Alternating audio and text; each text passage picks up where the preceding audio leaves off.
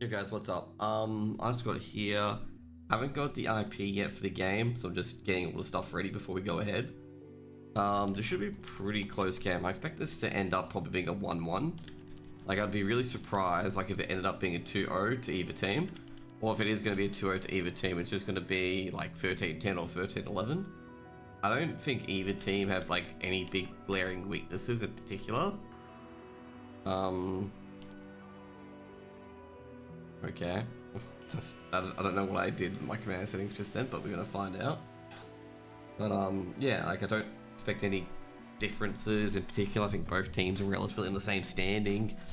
Obviously I think KZG picked up DPR in the end, which is honestly gonna say it's probably a good pickup.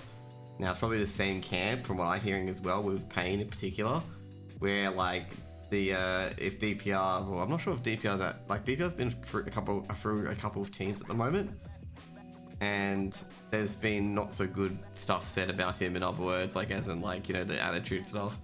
But if he can rein that in, then he'll be all good and all good to go, and basically smashing it for a bit, which would be good to hear.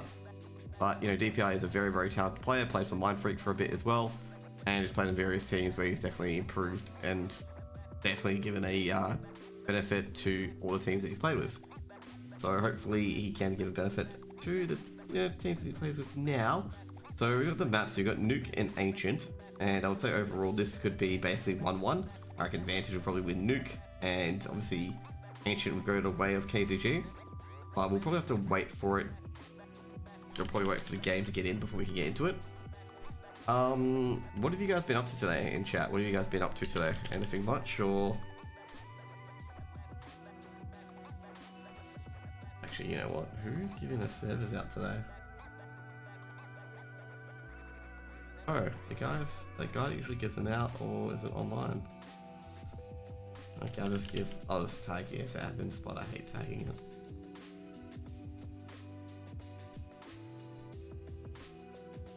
Just got done with work. Well, I saw the major stuff coming in. So I saw some good updates as well. Where's it starting? Or it should be starting? It should be starting any time now, because I saw Ming get into the server. I'm just trying to get the IP because I haven't got the IP yet. The usual guy that gives me the IP isn't online at the moment, like on the Discord. So I just tagged all the admins until I get a IP. I think they must have missed it, because like I posted, you know, what games going to cast. I posted them all in one line, and I think he may have missed the the update. So like, you know, could be kind of thing.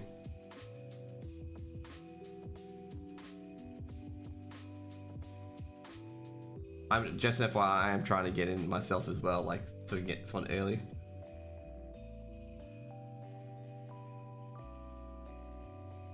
I haven't showed the match yet. We also got other stuff today as well. Oh, we're gonna have another game casted today. It's gonna be a bit later. It's gonna be Sungal v Namiga. Is Sungal v Namiga for ESO Prem? For ECL? Yep. Because that's actually at a good time for me. Instead of being at 2 AM my time, it's at 9 o'clock my time, so I can actually cast it. That's another game that we'll have today.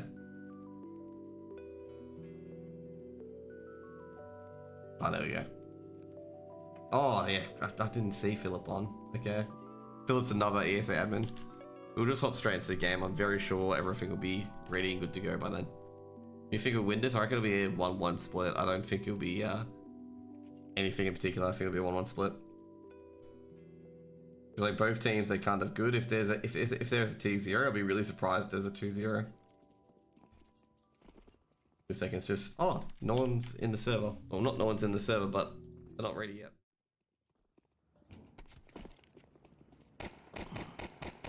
Do any play interviews today? Yes, I will be.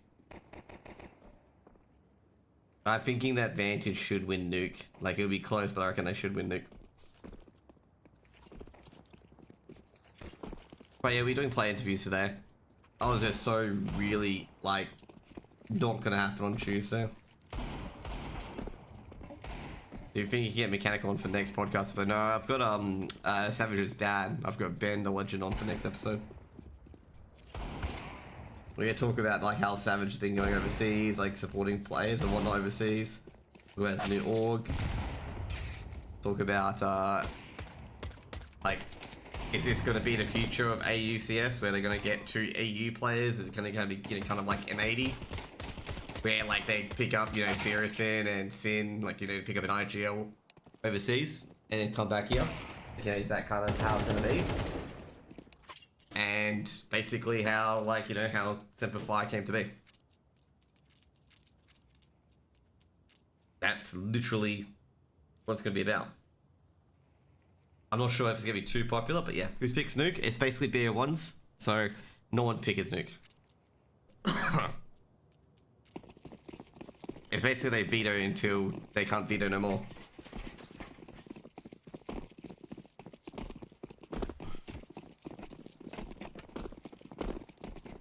Gonna line up. Oh, Jesus, State. Yeah.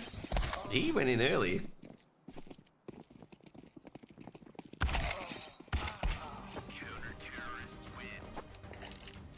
State went in very, very early there. No mercy, mate. KZG will start CT side.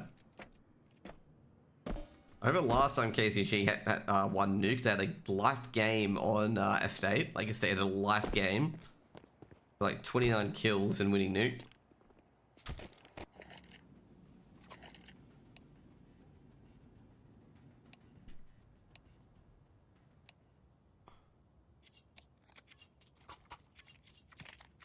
Should be a very, very close game between these two teams.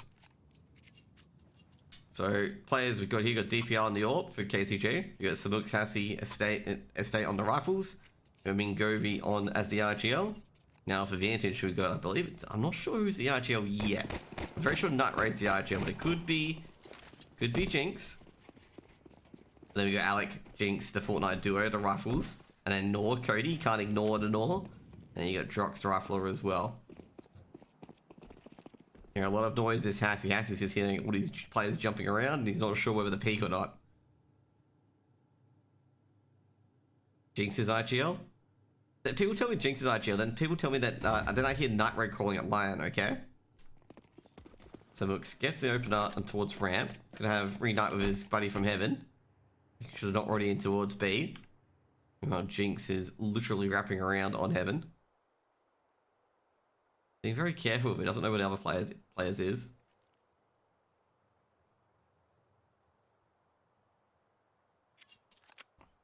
So be careful here, Jinx. Trying to wait for the second player to wrap around so they can flash in.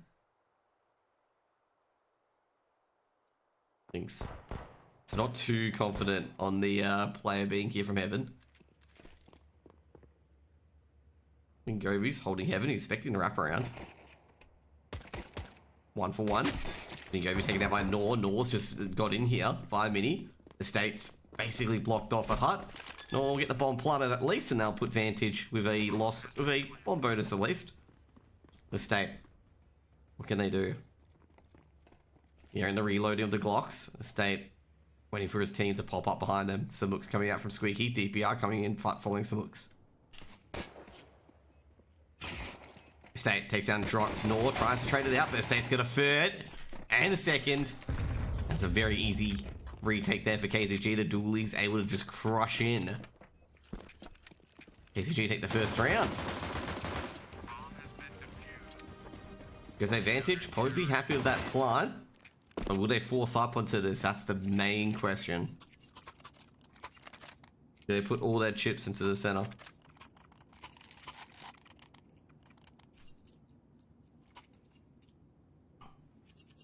I would be surprised if they did, if the Galils come out, but also at the same time. Oh, I'm not sure. Is Nuke still CT side? Yes, it is still CT sided.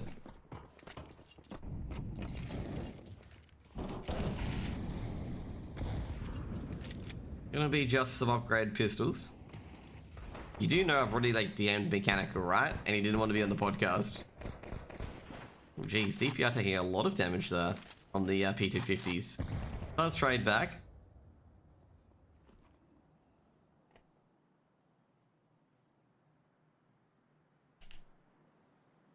Drox is looking for DPR. He knows DPR's around here. Now Drox going to jump down as he's ready at Mini. DPR being used as bait in the state. Just picking off all the stragglers. Oh, geez, Hassie. Oh, Alec could be very careful. Hassie chucking in there the MP9. Farming with that money. Oh, yeah, I'm not listening to a mechanical, okay.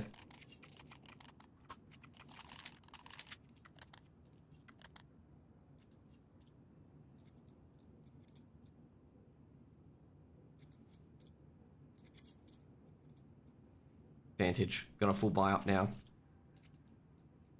Actually going to be an interesting round. Vantage could probably get their first round here, given that DPR still on the scout. No, Raid lining up the Australia smokes already. Putting a lot of pressure. DPR won't be able to see very shortly. In fact, he's being aggressed upon as well, and DPR is just going to drop back instead.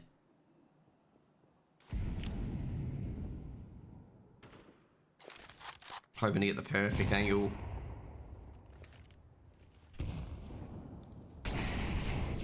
That's going to delay Nor for a bit. Nor is looking towards outside. Ooh, Stan's got one. Might get the second. Does get the second. Trade out by Night Raid. 2 for 2 trade on outside so far.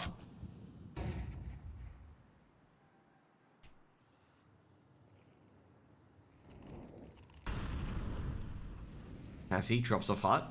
Alex heard that. Ngovi's pushing in. Assy, can he catch anyone unaware?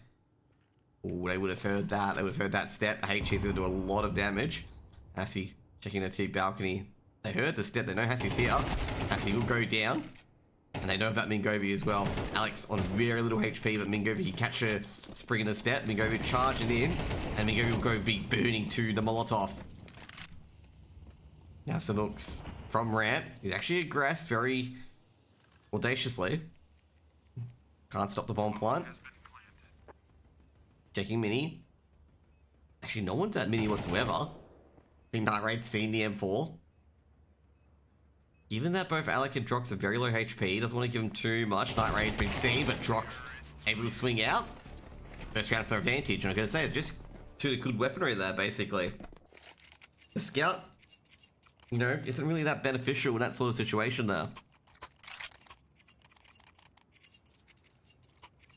Also I thought Vantage, well not Vantage, but KZG had that as well, given the fact that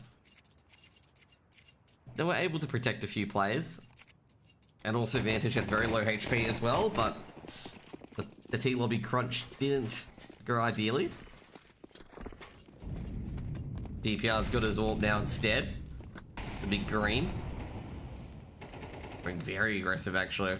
They could actually worry in the T-side lobby area. Tabuk's just pushing in of the MP9. If you would have heard that noise. Tabuk is going to be very, very careful. If he's trying to make like sneaky moves like this, he's going to be very careful with his noise cues. Especially when DPR can't protect them. Alec pushing in towards T vents. One at heaven as well. Oh geez, that's just a brutal entry. And Night Raid able to deny the rest. It'll be a second round for Vantage.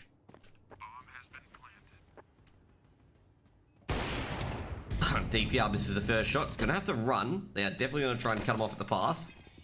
Now Nor being ready on the angle. Takes out Nor, but Drox even quicker to trade. And that will be all picked up by Night Raid. It's going to be free money going to Vantage. Like in particular here, like there's some sound cues that are great. But given that DPR was holding brackets like this and you sneak in here making a noise, he can't protect you if they peek in here like that. So that's why I say you've got to be very careful when you're making these noises in particular. Is that you want to make sure that if you are going to make a sound cue to try and bait someone to peek, that the person that you're sound baiting for can actually make a shot.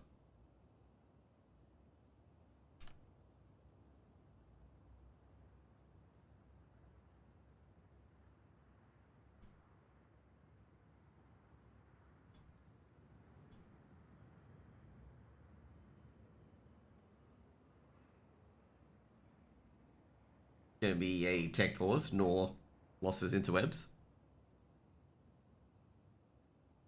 Vantage had Jinx and Drox last season. Yes, they did.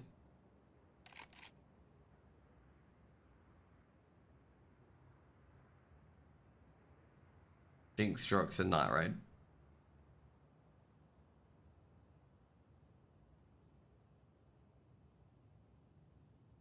So the 3 players they had is Jinx, Strux, and Night Raid. That's their 3 different players, and the 2 players they brought in was Alec and fuck. Alec and Nor, that's right. The DC'd one that I forget about.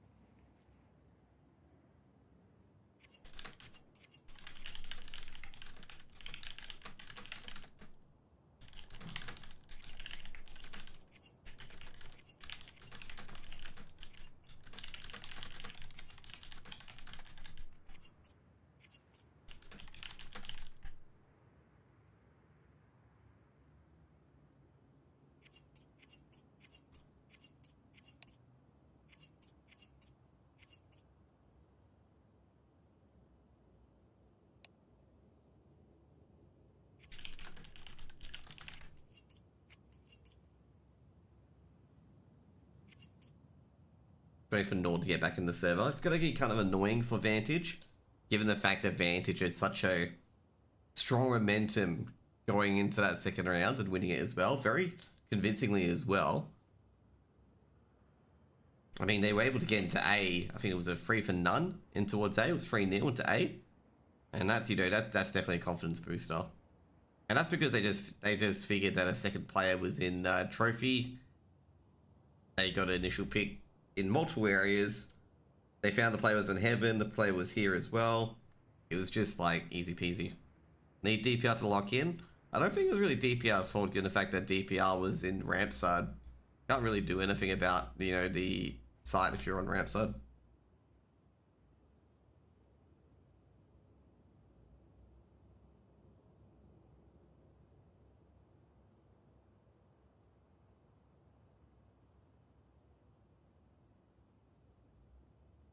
DPR should have killed him across the map from ramp. Yeah, like, there's not really much he could have done. It's just the A site crumbled without any sort of resistance, which is not, which sucks. Like, let's just say, for example, I think Mingovi died on Mustang.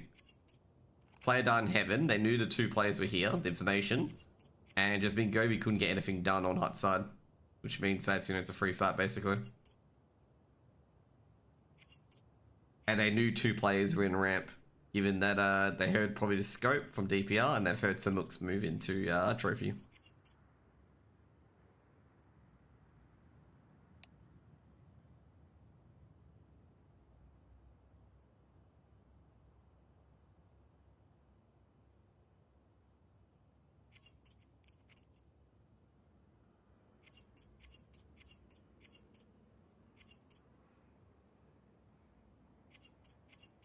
Nuke CT side's usually wet dream for an AWPer, usually? Not really.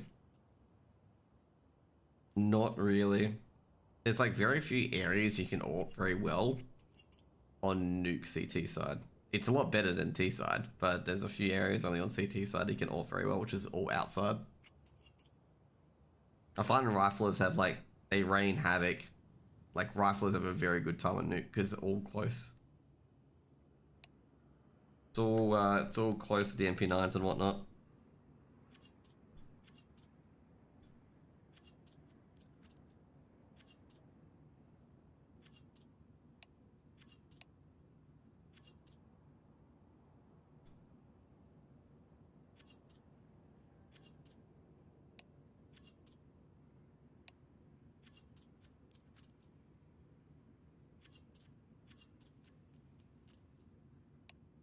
About time, Nor's back in, finally. How did KZG get invited to the Oceania Close Qualifier? Because they played particularly well, and they kept their full together, I suppose. I don't know.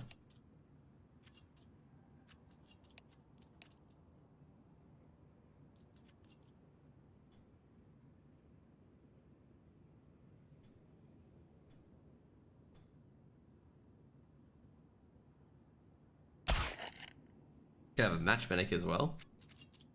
I think basically Nor had lost his money. That's why the match medic came in.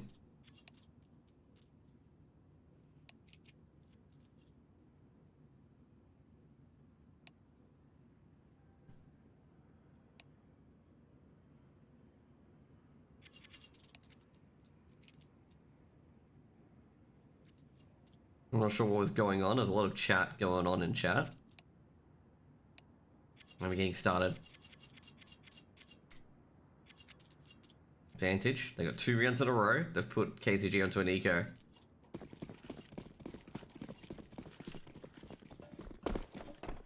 Now can they do a bit more? Oh jeez, Nor DC'd again. And that's going to be a match medic.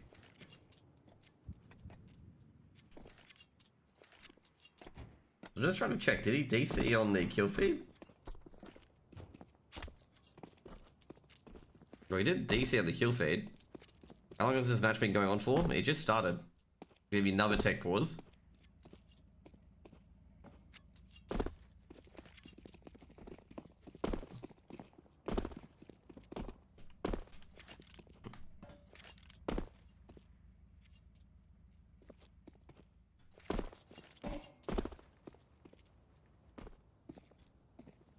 Not sure if there's anything being said or anything like that. Any, what issues that Nor's facing.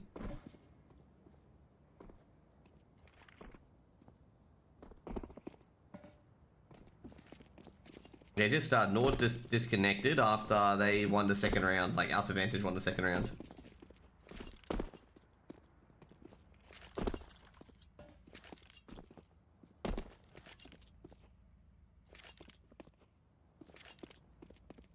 How lucky is that? Well, it's going to be annoying to them at this point.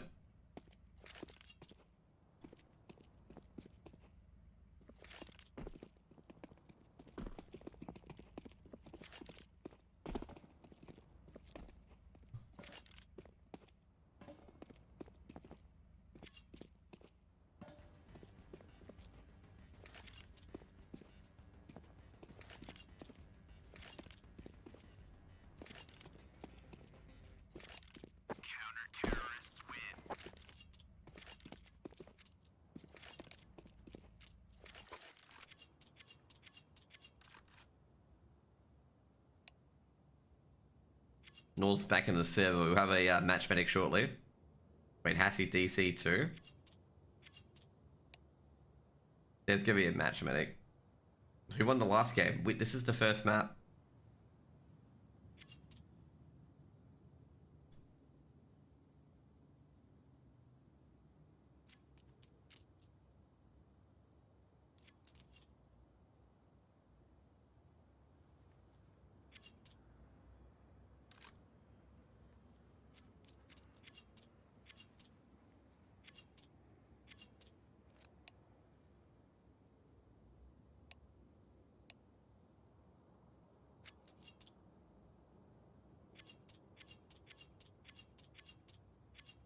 Why they want an eco? No.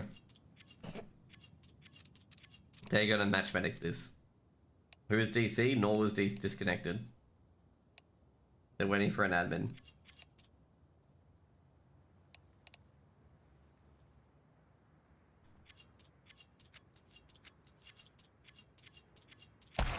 There we go. B2-2. No, that's not right. Definitely not right. Why are the rounds taking so long? Because Nor's DC twice. And Nor DC'd before any damage was taken, by the way. So, they didn't play.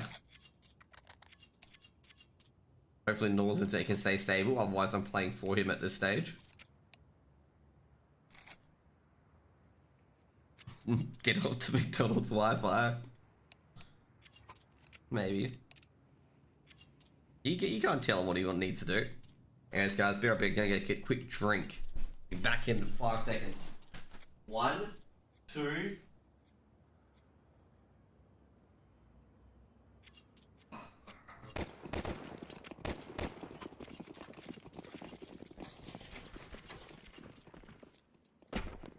3, 4, 5, whatever, I'm quick, okay? I know the game started, okay? It's not like, you know, it's not like they're gonna get eliminated in the first 5 seconds of a round. I mean, come on. Mingovi goes down. Jinx snipes him out. Hassie trying to be a smoke criminal, but he's actually could be going home in a smoke coffin very shortly. Drox looking down towards Secrets. What's the looks? And that is going to be an easy 2k. Now Hassie looking. Oh, geez, taking out a state. Hassie can't get the 2-tap to connect. Put around the board for Vantage. Ah, yeah, that's. Can I can sub in for Nor for real? I'll ask Cody in the post-game interview if he has one. If you can sub in for him. Okay? I'll ask Nor. I'll be like, you know, hey Nor, this guy wants to sub in for you. And Nor will be like, oh yeah, sure, he can sub in for me, okay? Yeah, that's fine. Yep, that's okay. Yeah, sub in for me.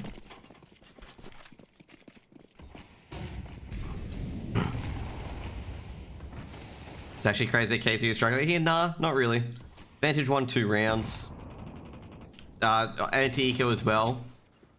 Usual. It's early games. Is DPR a new game? No. DPR's been around for quite a bit. It just hasn't played CS in... It hasn't played an official for a bit. Drox pushing in. Drox vision at the moment. Now on Hassie's hearing a lot of burning. Hassie at T-vents.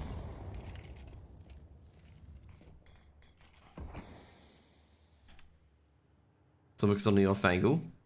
Like I said, they actually made it towards Secret. Nor's in there ready to go. He's locked in. It's gonna be a ramp push.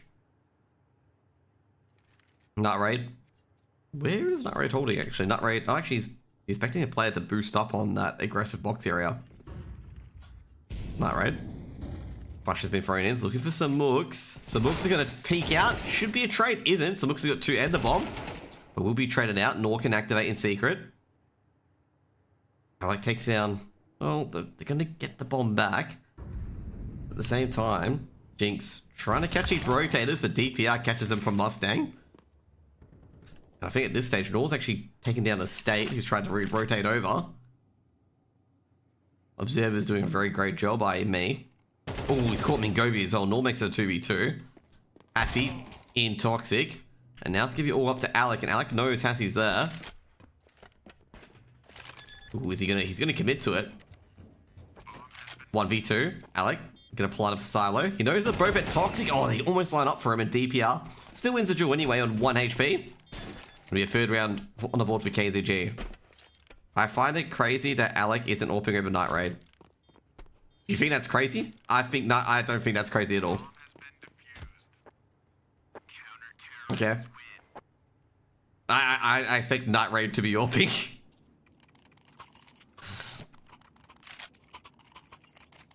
Like, I 100% expect Nutraid to be AWPing. Crazy match? Not really. Not really.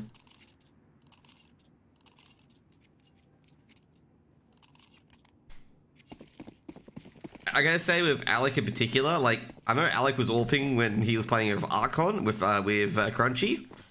He was a bit nervous, I know that much. Like, he was alrightish, but he's not the best. Like, he was very nervous as an AWP. Like, very tentative, not confident. Oh, geez, Samuk's good. No sound cues. We'll get a kill here. Great work by Samuk's. Oh, Drox is going to burn. He's going to have to aggress here. DPR's actually crunched him as well. This is good aggression from KZG. Trade out by Jinx, but he's done the damage. Like, the main reason why I say that in particular, like, Alec was quite nervous on Archon. But he did improve, like he was quite good, but not on the level of Nutraid. Like I wouldn't put Alec over Nutraid on the AWP. Like if you get what I mean, like he's he did hit some good shots, but he's just not up there in particular. Because I remember when he was playing against Nutraid in general, and Nutraid was just absolutely playing him like a yo-yo on a string. Like Nutraid was absolutely destroying him.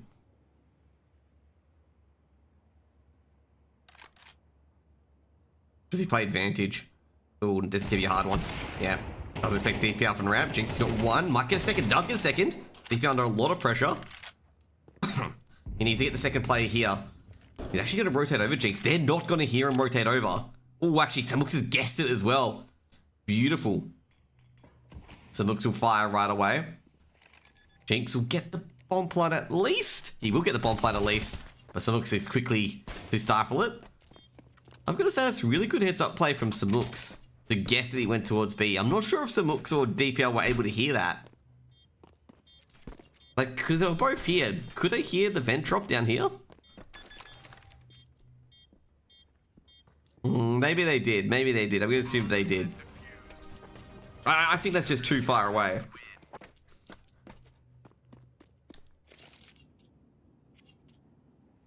Fourth round for KZG. Another bomb plant. How many maps? There's 2 maps. This is the first. Is this do or die match for the finals for Vantage? No, it's not do or die match. I don't think it's a do or die match. I think Vantage have a lot more games to play.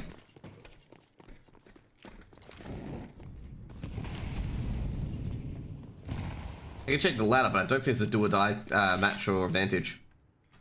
They're in trouble, but I don't think it's do or die. What if it's 1-1 on maps? Both teams get 1 win and 1 loss.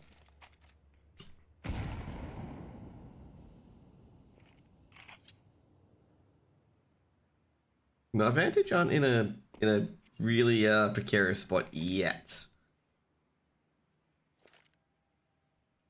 They've still got a few teams that they can take a map off or beat in particular. But they're in a really, really bad position at the moment where they do need to take a map or take a bit more of KZG. Passy. Jeez, they know Alex there now. Alex fired an errant shot. Drox has been heavily tagged up. Oh, jeez. And it's actually crawled along on the background, taking down Hassie away at mini. Estate should trade. But in fact, DPR gets it, so Estate doesn't have to give his position up. Estate's actually a lot closer than they realize. And they're going to hear pet players go down through secret. Estate could get a big flank here. Especially since Night Raid's taking out the secret player. I'm going to say, if they find some hooks here, and they do find some hooks, they've got to think that someone's nearby. Some hooks. Get a few tags at the moment. Estate coming in from behind. I got to say, some hooks does go down to Jinx in the end, but pretty much round over. I'm just surprised I didn't suspect something, because Samux was being very non-aggressive in this control area. Like, it just hints that something's not right, and none of them looked behind at any point. Bit surprised by that one. I was expecting Vantage to start suspecting that someone's nearby, given the fact that Samux was playing on a very, very odd angle on stairs. DPR's done very good. Like, DPR got a key kill, which allowed Estate to get to the flank without giving his position away. And that was really important because obviously Estate gets a 2k. Okay, critical 2k as well, and gets a critical flank. Bags up Jinx. Oh, jeez. Estate takes out Nora as well. I know they're trying to crawl through the smokes. So we get a lot of damage. Can Estate find any more, though?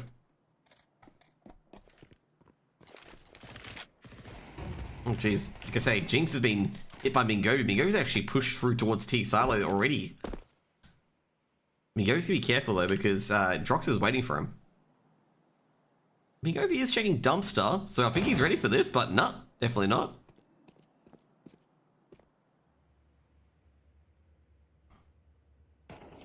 Estate's gonna trade him out. Oh, geez, I can say Hassie on the silos. Can he hold on? Oh, geez, beautiful 2-tap there. Great spray crosshair placement by KZG. He gets 6 on the board.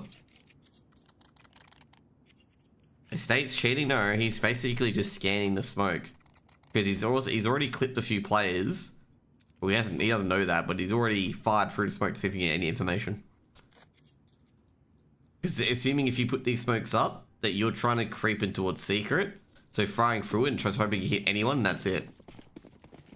Like, it's kind of like, you know, you test the waters regardless, you give away your position, you still do it. Nor takes down the State. Not a chance, really. DPR, the immediate trade. DPR Workshop working his magic. And now, not to mention as well, Vantage's entire outside aggression is essentially dented at the moment, blunted. What about prop hunt, Omachella? You wouldn't have killed DPR. Given that DPR wasn't flashed and you were flashed. Mingobi. Drox takes down Hassie. Ooh, they expect Mingobi to be in hut. Oh, Night Raid. Ooh, does it go down? How does Mingobi not get that? He's gonna be kicking himself. Oh man, I don't know how Night Raid got that, to be honest. Mingobi's gonna be like, how the hell did he win that?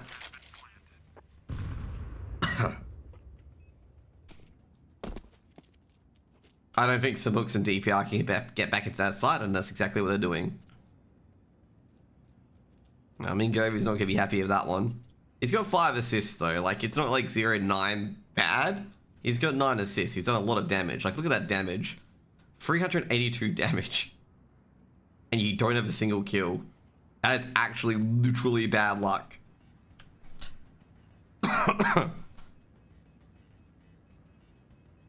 Like, seriously, like, Alec has done less damage. He's got 3 kills. That is, like, feels bad man territory.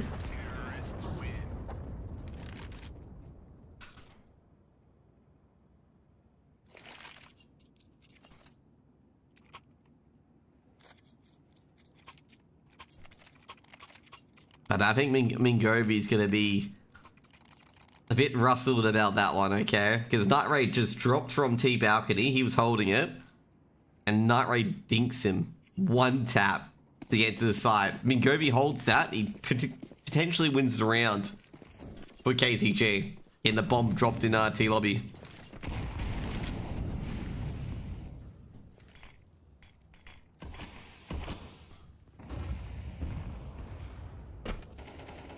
Nor, once again, he does take down a state, but takes a bit of damage.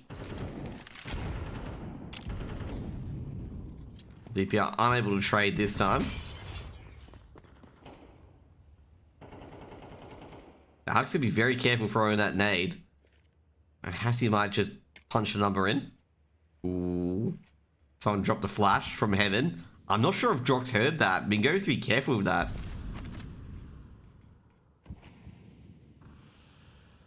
Hassie edging on that smoke. It's gonna be another A execute.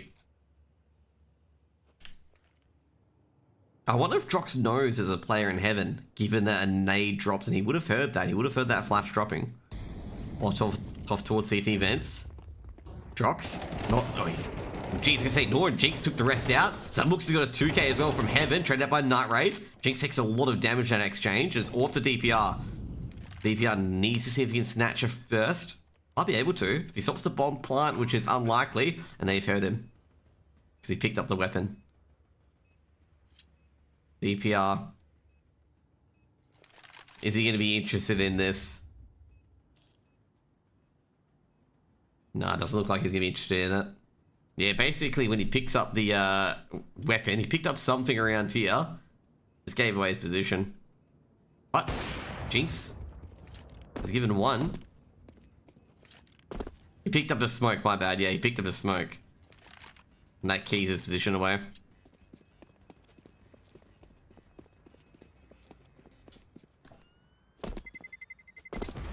Vantage got 5, and that's a critical round for them as well.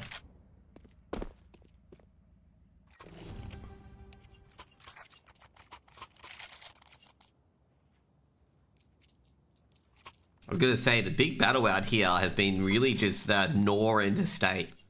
And Nor's getting on top of Estate at the moment outside. I think the last 2 rounds they won, Nor has got the kill on Estate for either a trade or no trade. Like it's been a 2 for 1 or 1 for none. Mingovi's DC'd at the moment.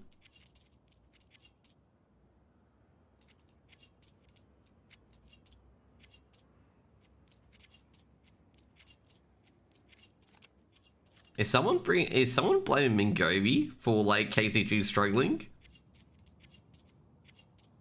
Bro has high ADR than Hassie. Like, geez, like, come on. You guys look at the kills and be like, Mingovi's getting carried, he's got 1 kill. Just completely ignore all the damage he's done and all the assists he's got.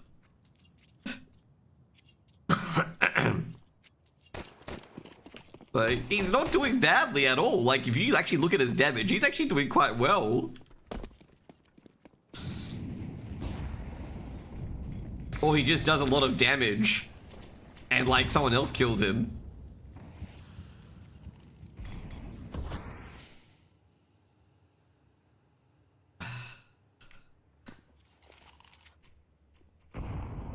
Nor's taking a lot of damage. Nor wins that duel in the outers. Hassie to trade, and Hassie does trade. I've got to say, good that they've addressed that, because they've been often taking their star player in a state and sacrificing him for Nor, basically. And this time, geez, DPR's got one, got two as well. It's up to Alec, and that should be taken care of by his state. It'll be a 7th round on the board for KZG. CS is played based on kills, not on tags. Well, Nora, you have no idea what you're fucking talking about. Let's just put it that way, okay?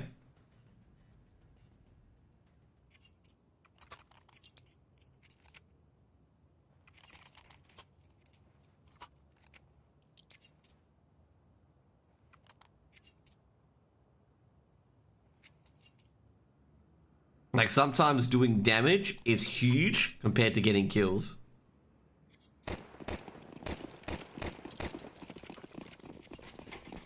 Like, let's just say you damage everyone 60 damage, hit everyone for 60, don't get a kill.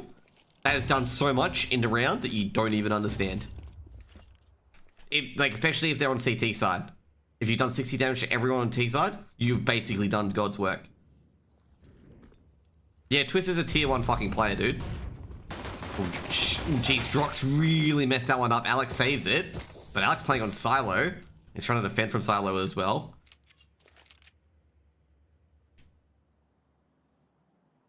Mingovi. They're into the side. Mingovi's got the bomb. Very dangerous position, but he does need to get a kill. Mingovi's actually going to go for the plant instead. Jinx is just waiting for it. He'll give away the plant. And Mingovi's got basically a hard task here. Yeah, he's a dead man. I don't see him living through this, and there'll be a 6th round on the board for Vantage.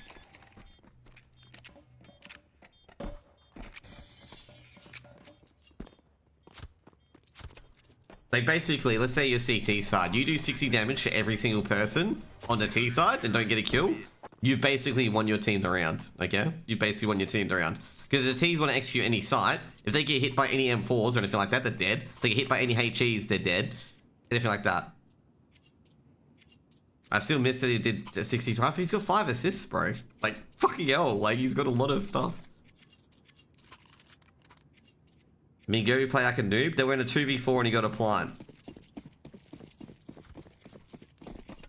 Like, you guys want him to honestly, like, fucking get, like, 20 kills. Like, a map. Like, fucking seriously. Like, you guys need to just, like, holy moly. 2 kills at least. Like, holy moly. Like, they're getting...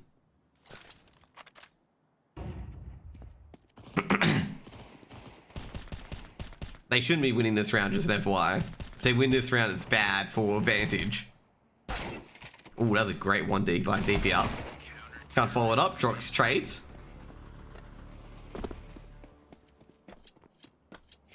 Estate is their main playmaker, Noro. That's the difference. They set up for Estate.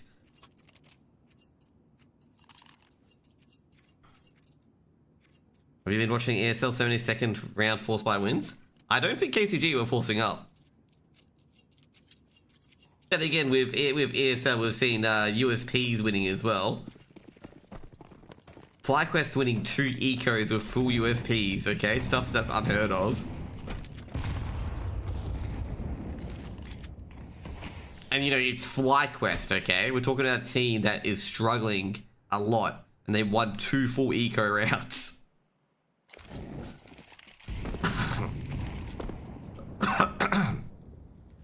No, he's been hit with a nade.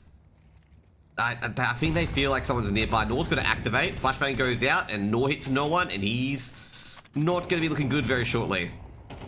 Mingovi's going to try and clean it up. Fortunately, Night Raid can protect, and Night Raid's good, you know, heavy shoulders at the moment. Yeah, I was going to say, that was always going to end up like that. 2 for 1 in the favor of KZG. They're trying to help out Nor there. Give that Nor got clobbered a few nades, gave his position away as well. Alec. It's got into T lobby. Actually, a tough one for him, because he hasn't seen anything. Oh, he's been found by Hassie. Rox takes out his state. And they're going to be going onto the A site. Jinx trying to... Oh, jeez. Can't do much there. This could probably give you a save call from Vantage. Unless Jinx can get... Unless Drox can get anything here.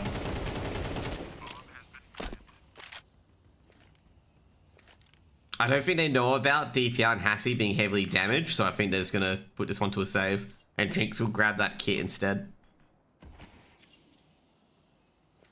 Because they don't know that Hassie and DPR are heavily injured.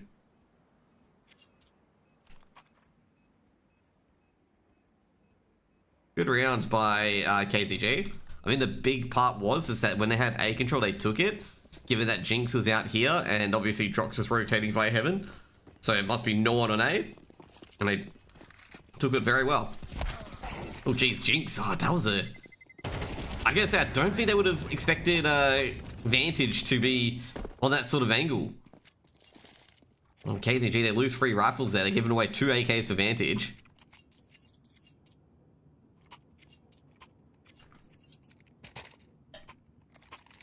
KZG were very complacent there. Very complacent, not realizing that the CTs could stay there. But to be fair though, you know, very unexpected from Vantage. They were around here and also one at midi. They could have gone back there instead. But since they went aggressive, went to the T side, they got a triple kill there. And that's actually a huge advantage as well. Because now they can only have a mixture of AKs and Galils. It's either Galils or utility or AKs and a flash basically. Puts themselves in a good position. And as you can see, Vantage basically force up from this. Night Raid. See if you can get anything. See if they will peek before the smokes. No. Oh, jeez. Very risky.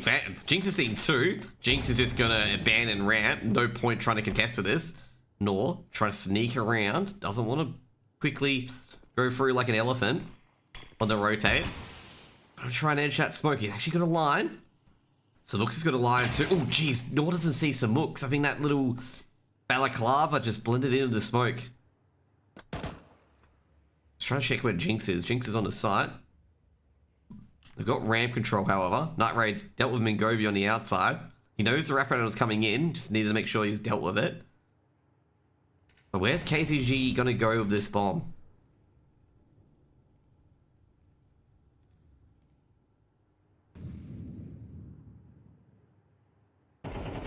Night Raid. Trying to prevent him from entering here. Jinx playing Ninja. KZG surely will check everything in the site. They've been at ramp for 20 seconds. Jinx takes down Hassie. He's going to throw down the smoke, but I think he's just going to be aggressed upon. And Jinx knows it as well. Jinx trying to dodge at Ninja. It'll be very difficult. DPR gets 1. He's got to find Jinx eventually. Jinx takes out some looks, trying to stop the plant. Can they find it? No. DPR will get the plant. DPR on a 1v2, but Alex just going to drill it with that MP9. And it'll be an 8th round for Vantage.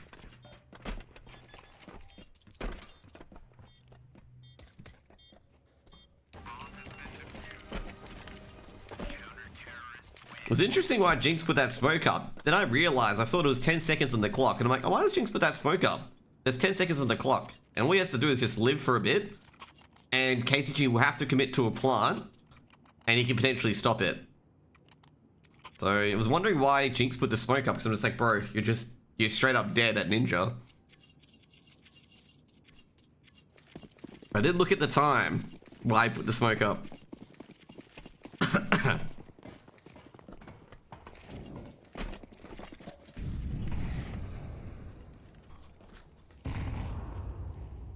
Bit of damage on Estate and Hassie. I'm not sure if Nor heard that. Given the fact that they're unarmored. So you can hit a nade, like hear a nade hit a player if they're unarmored. But to be fair, at that stage, I'm probably expecting players to be there. Alec, hitting around that smoke, make sure that Molotov doesn't hit Silo. Another HE, but it's not too deep. Really delayed Tech 9 by. They got 3 flashes, a smoke, and a HE. They really need to just charge in here and hope they get their opening pick. Drox, oh geez, slams the looks.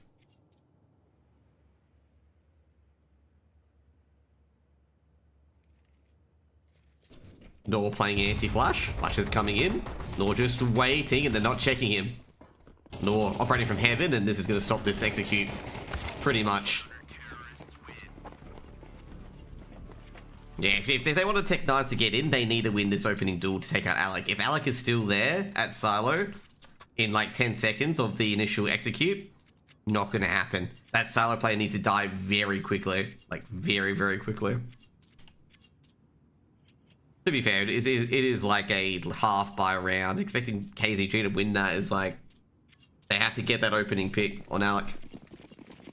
Which they couldn't in the end. Like, Alec was being very, very wary of that as well. That he's a very important player on that side.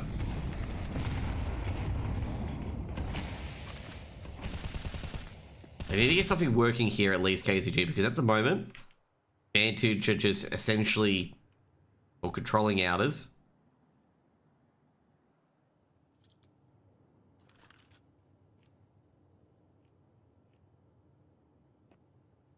They've been very strong on a lot of areas. Oh, damn, Alec got pinged at Silo. I'm gonna say, they saw him playing at Silo a lot, and that's exactly what they did. They threw double grenades at him. Yeah, I was gonna say. He's been sitting at Silo for like the last 3 rounds. So I was just waiting for that to happen, okay? That they would just target Silo. And that's exactly what they did. They targeted Silo and took out Alec.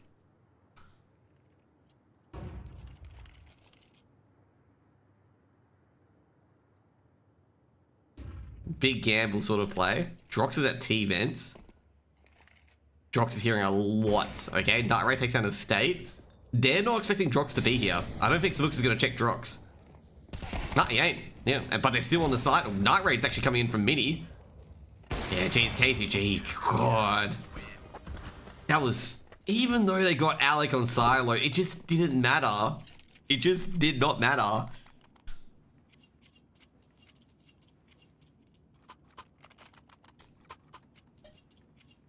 For example, people, okay? Even though it's a 4v5, okay? It doesn't mean that KZG have a big advantage other than the man advantage, given the fact they don't control a site. If it was 4v5 and they controlled a site, then we're talking, then we're cooking. Let's just say they didn't. Tech 9s, by the way. Oh, that's a beautiful nade. State does get an open up, but dropped an Alec. Put it to stop to it right away. Oh, jeez. I just didn't get that punch when walking in. 11 on the board.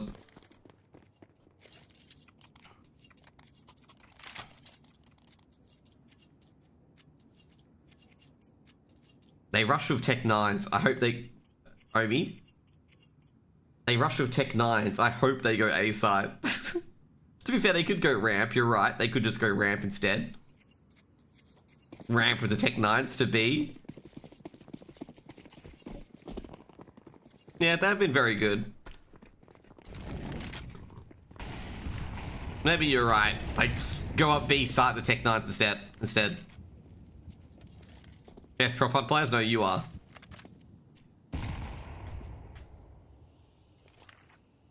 There's actually a really good hold from Drox, and not read around before.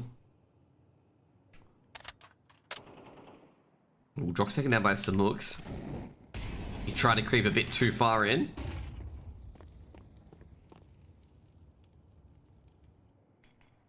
Nor on the off angle.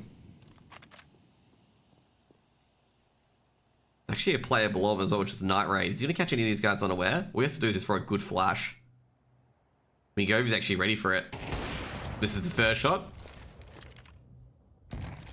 As he goes down, Night Raid. Oh, jeez, Night Raid gets a nade chucked towards him as well. Nor takes something Gobi. Oh, jeez, Night Raid gets a freebie on Estate. This is all falling apart. So it looks like he's down Nor as well. They're looking for Night Raid. They know Night Raid is here. Night Raid's not going to bother. Oh, jeez, Jinx is punishing some looks there. That's up to DPR. He heard Night Raid, so he knows Night Raid's T-Vents. What I'm going to say is DPR going to think that's not the AWPer. Because Night Raid stepped, and he's got no scope either, so this thing's going to be a rifler. He might get no scoped. Oh, there we go, DPR, good shot. DPR going to have to go for the plant, and DPR is going to get absolutely punished. Yeah, this is unfortunate. Great play by Alec. Just waiting for him to just plant the bomb. 12-8.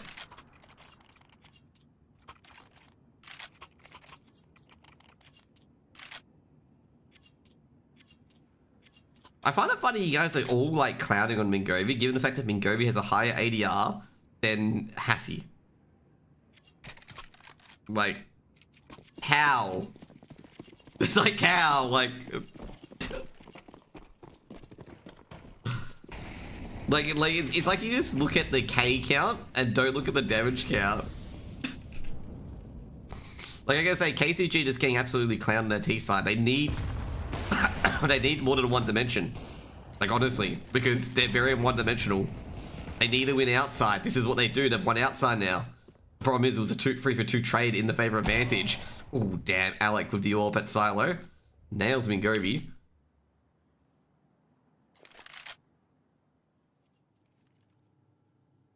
That should be a Vantage win.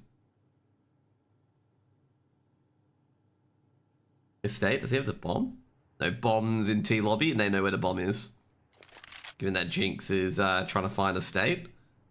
And they've traded positions basically.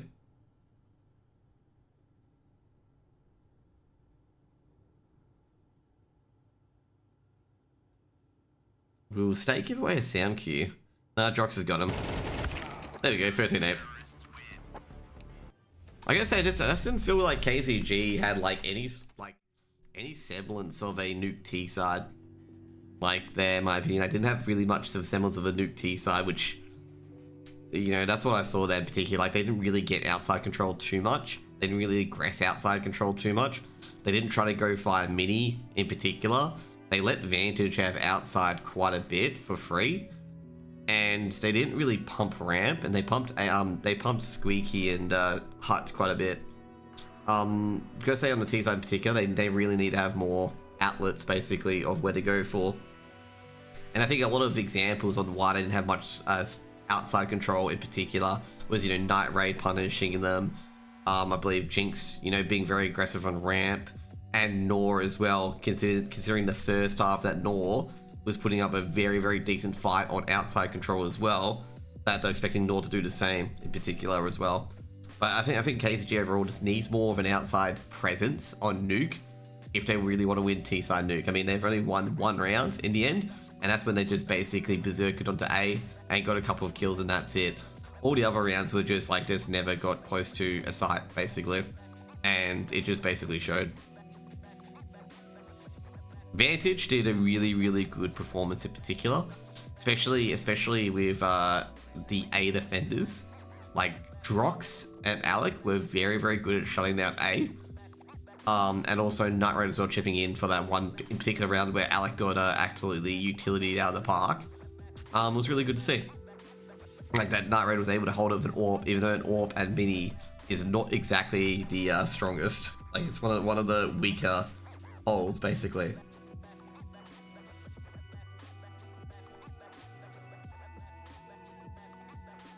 Sweet, okay.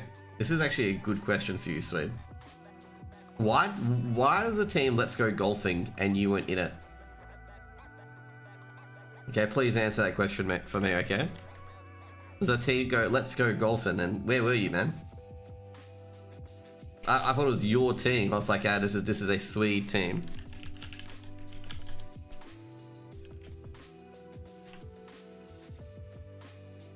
You have some good fans then. You have APOC Dud, PZ, Falcon, Paddy, you've got some good fans.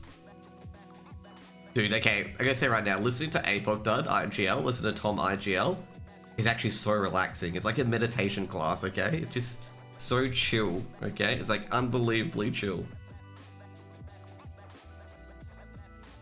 Like really unbelievably chill. It's just like sitting there, like you could just put meditation music. You could put like, you know, the peaceful music and, you know, Tom IGL would just be that.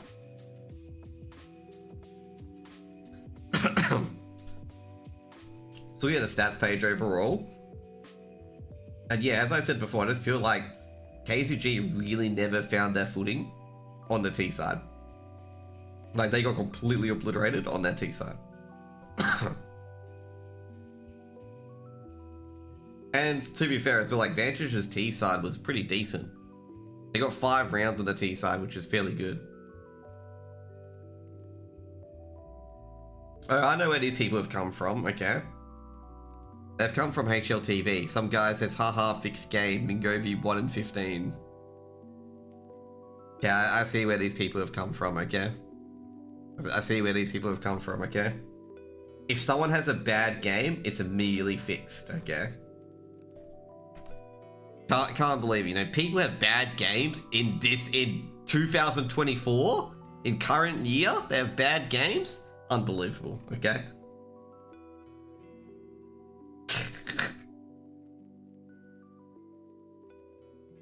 Can't believe people have bad games in current year. Okay, can you guys believe that people have bad games in current year? Can't believe it.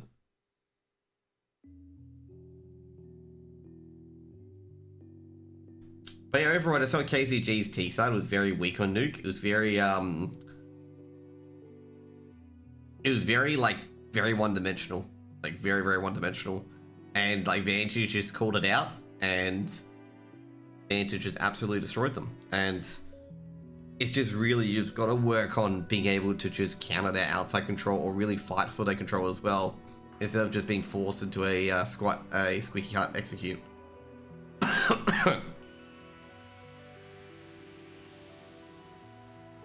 Mate, I heard that Rust like takes up your entire life, so I don't want to play Rust. But here I am playing Path of Exile and WoW. But anyway. Rust is a lifestyle. Dude, I've seen people like wake up at like 3 AM just to make sure that Rust base doesn't get raided.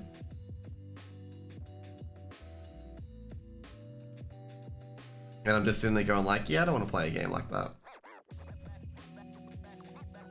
Don't want to impact my sleep schedule for a game. I sleep with my headphones on. Definitely not a good idea.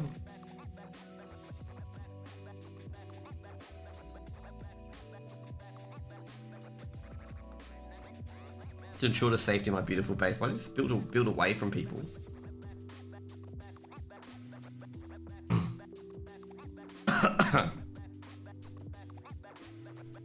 People have really got a high, you know, high value on their base and Rust.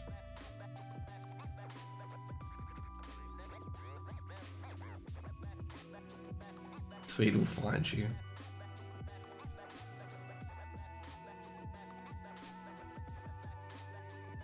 Try to get the stats for the nuke, by the way.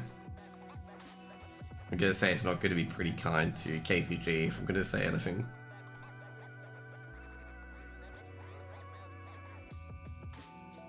I just can't believe, like, you look at the comments on like HLTV and I'm just giggling, being like, okay, so a player plays badly, therefore it's bad. You look like Chopper from Spirit. I am Chopper from Spirit. That's why I'm joining Rooster, okay? They said, you know, someone said Rooster wasn't so chop, so they added Chopper to the roster. Why are they playing 2 games? Well, basically this is how the format is now. So basically every match between both teams is 2 games. Winner get, you know, every win you win, every loss you lose, yeah. So every game is basically a mini game. It's like the away, home and away format.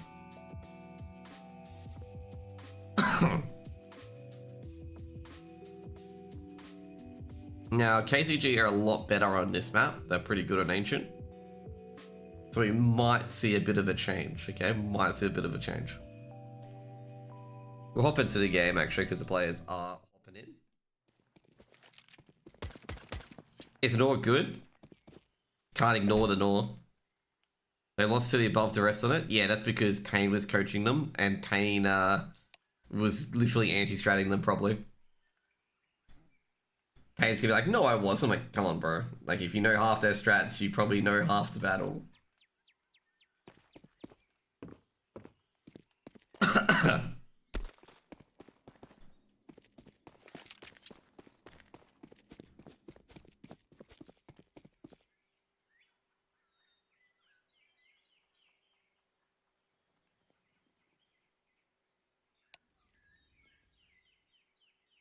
They also lost a Canada event. How? Canada event didn't even win a single game in the season. They couldn't have possibly lost a Canada event on it. Christ is gonna be like, they lost in a qualifier.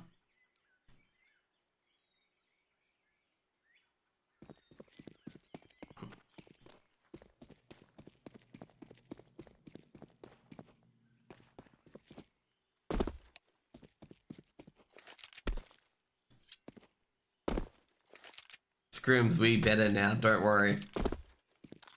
You know what I say about scrims? They don't matter.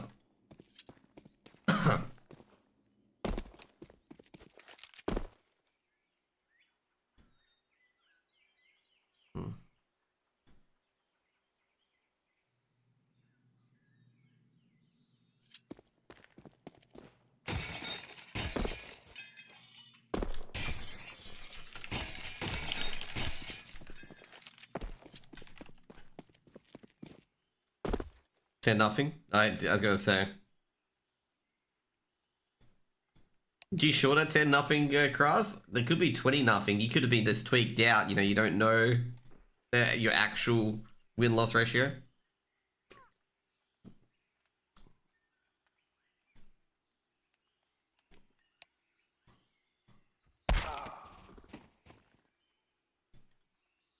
Hard game soon. Who do you have to play? Simplify?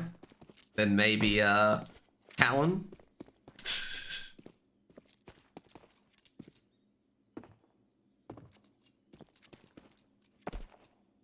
Do you imagine if you guys had to play like Talon and Simplify? God, you guys would be getting absolutely trucked. Above the rest of Blitz. No, we're making you play Talon, okay? Making you play Talon. Go play against Addict, Netic, and, yeah.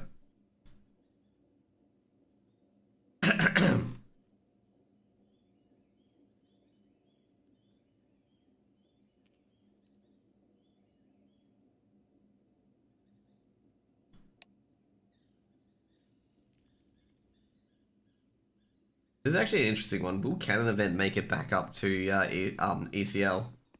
Given that they can't, like, ECA can invite, or ESL can invite one team to relegation, which I will not be surprised if they do,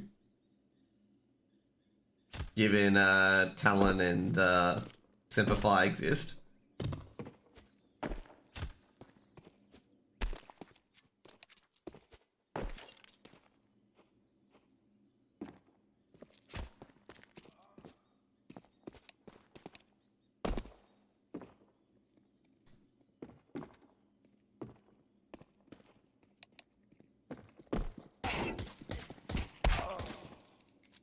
Okay, what do you guys think about Cologne, okay? How Cologne went? Any impressions? I am very impressed with how FaZe came back from being 12-3 down to win on Mirage. I also like the fact that Liquid won a round after they went to OT. That is literally tilting. That is like literally 100% tilt. I like no BO1s. I love BO1s. They're my favorite, okay? Yep, BO1s are definitely my favorite. 100%. I love casting BO1s. I know BO1s are RNG. I was being a bit sarcastic. I should have made it a bit more. I think Flycrest played the worst Counter-Strike they have since the major qualies. They played pretty decently. The major qualies, it was alright. Talking about Liquid Phase, yeah, like that's a very good team coming back from being 12-3 down to come back and win 16-13. And it's really frustrating for a team that you're up by 10 rounds, you just have to get 1 round to win. Not 10, 9. And you win your first round out of 10 when OT starts. It's just fucking tilting, man.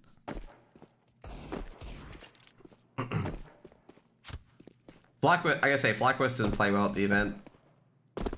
They played well against Big, but when you play like Mongols after like losing your first game, it's completely unexpected.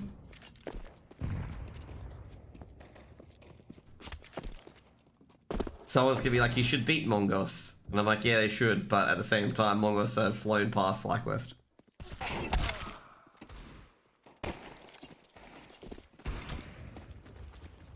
3v5? 3v5 is the most dangerous lead in CS2. It's the most dangerous lead. So all it takes is a quick, clean 2k, which is doable. And it's a 3v3.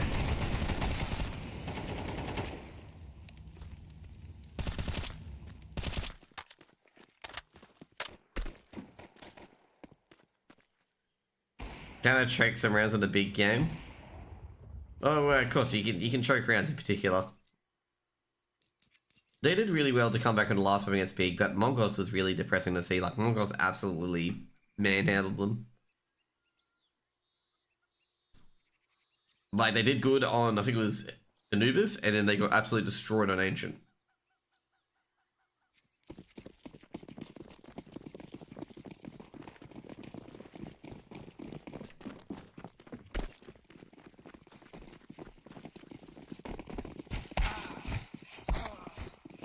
Oh, jeez.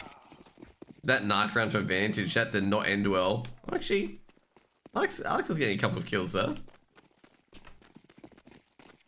Drox is going to be very good at right-clicking, okay? Oh, no. He turned his back. That's not what you meant to do.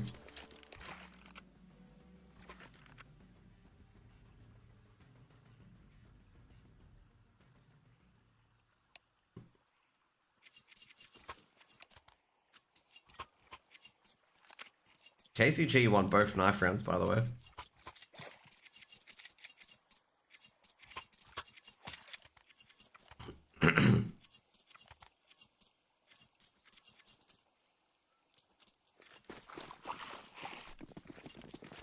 I have no idea what total score is.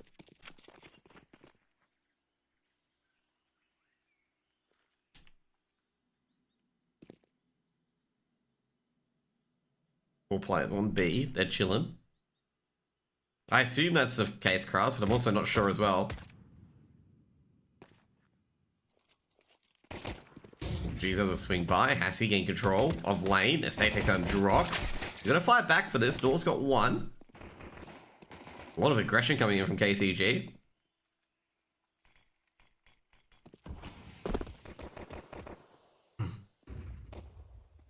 Nor, he's heard to rotate. He knows the players at back of side. Pushing red room.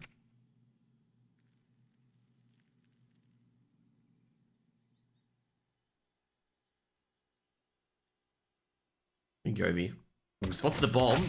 Almost nails the head, but Alec able to adjust. I don't think they realise that Nor's in the back lines. I know they do. TPR's got 1. Should be an easy kill here. Oh, Nor's actually danced around the side. This actually could cause a bit of havoc here. Nor's got 1. But, geez, I gotta say, Nor, they didn't deal with him quick enough. 2 for 1. Now it's up to Samux. Doable.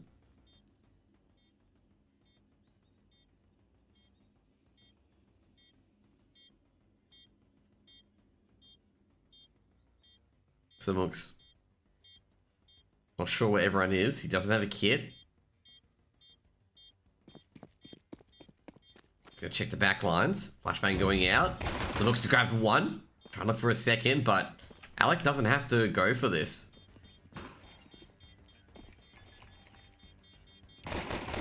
Smart play by Alec here. He knows he doesn't have to go for it. Finishes off some hooks. We'll probably die to the bomb. First round aboard for Vantage.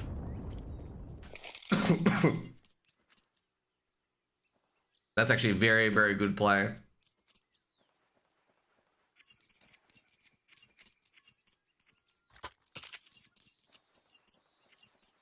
It really depends where Talon and Semperfire play. Like, if they don't play the ESL and AU, it's gonna be frustrating, but I think they will.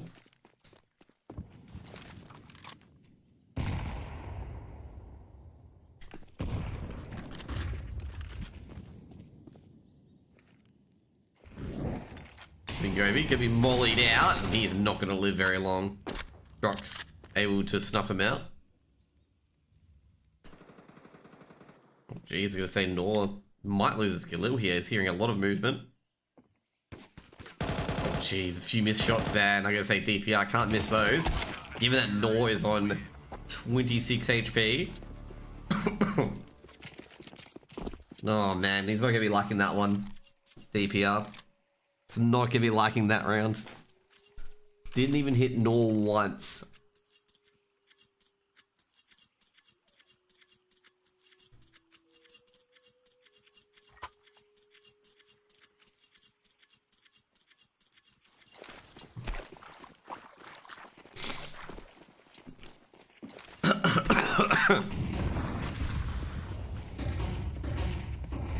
Oh geez, they're just rampaging into these Mac 10s. I don't know how they're doing this, Vantage.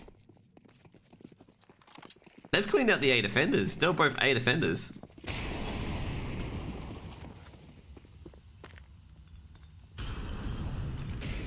Nor will get the bomb planted. State tries to stop it. And Drox with the trade. I think it's basically Drox caught the donut player on the flash, which was really good. But, you know, the Mac 10 entry. That was a brutal slap by Mingobi. Oh, he's dead. Yeah. Probably not expecting Alec to be there.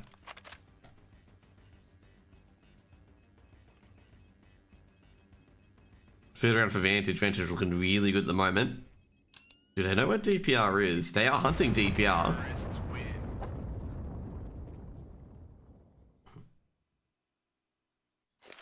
DPR's gonna live.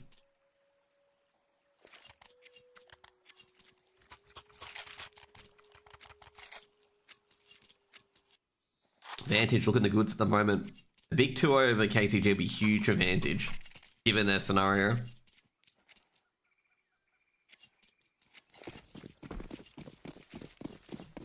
It will probably redeem him partially for losing for that mantra loss.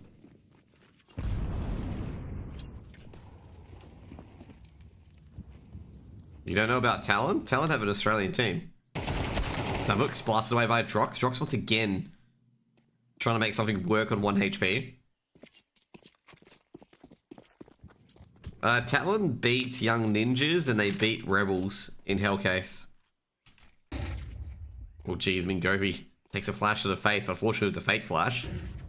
Might get a couple of kills here, by the way, because he's ahead of 1 flash. Oh jeez, that's unfortunate. The second flash actually just catches him. KZG just can't buy a trick at the moment. They really can't. Oh, 1D by Hassie. Takes down Jinx. Oh, I love the state. I love this position. Oh, it's being cleared out by Nor. Nor well aware of this position. 4th round aboard for Vantage.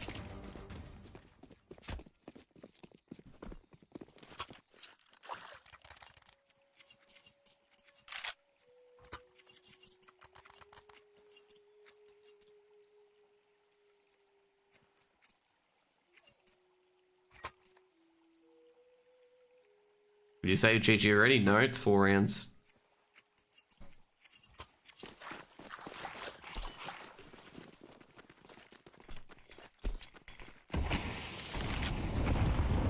Trying to get that middle control. No.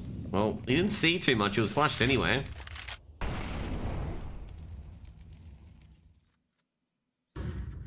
State. I'm not sure if Alec heard that. There was a step, but the flash would have muffled the noise. State trying to put a bit of pressure on towards lane. They do a lot of scrims, I am told. Talon does a lot of scrims.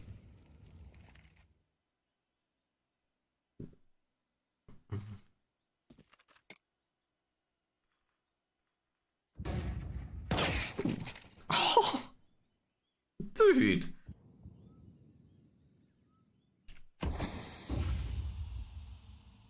I don't know what Mingobi is meant to do about that.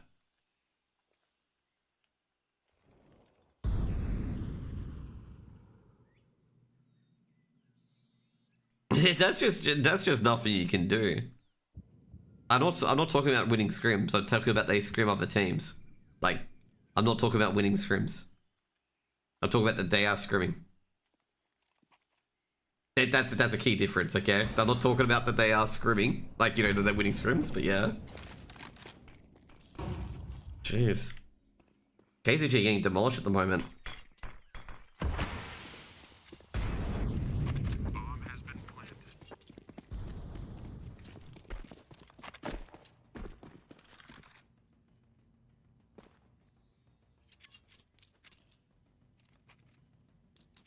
Jason, I can ask Foggers about how much you guys scrim, okay, if you want. I'll ask him right now, okay? Oh, jeez, jinx. Found both. DPR. Oh, that M4's got it flying away. DPR does leg jinx. We're going to say this is very aggressive for Vantage. DPR gets a second as well. Jeez, they're really hunting everything here. I don't think Hassie's going to get away with that gun, nor just one-taps him. 5 rounds on the board for Vantage, and Vantage looking really sweet at the moment.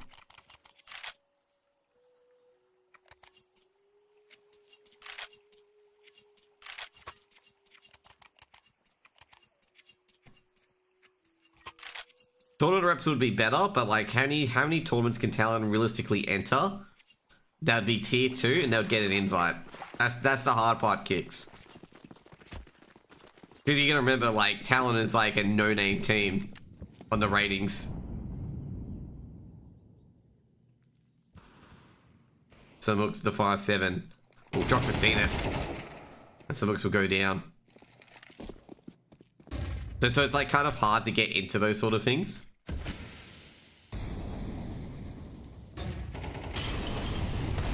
But to be fair, a lot of these tournaments, oh geez, these deals, this could be a bit dangerous here because Vantage are getting nothing. Like getting nothing on these opening picks. I reckon this could be a bit dicey for Vantage, or Alec does finally take down DPR, and that's huge. Because I usually get worried when your initial foray doesn't get anything, and Alec has got 2. And that's going to be a potential, obviously, save call coming in for KZG. Vantage is looking spicy today.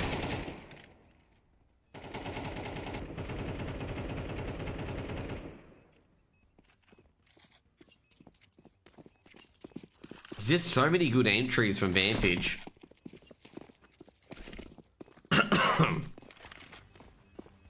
They're going to have to adjust their A defense, like, potentially. But that'll be it. Because Vantage are just picking it like it's nothing. It's a very strong showing for Vantage as well.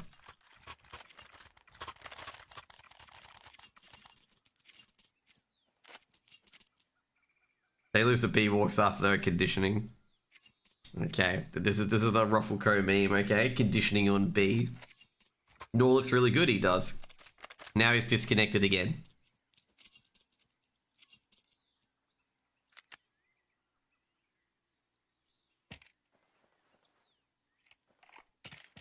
Nor has been really, really good. It's just really odd that Nor hasn't been on a really good team until just then, okay? Like, I'm not even kidding. Like, Nor was on, like, a really good ANZ main team, and then he just disappeared. And wasn't on EC... no, he was on Mindfreak for a bit, wasn't he? I'm trying to remember. But, like, he was on a really good ANZ main team, and then he disappeared for a bit, and then Vantage picked him up. The big dogs, that's right. Wasn't Mind Freak, it was the big dogs. It was Fiend's team.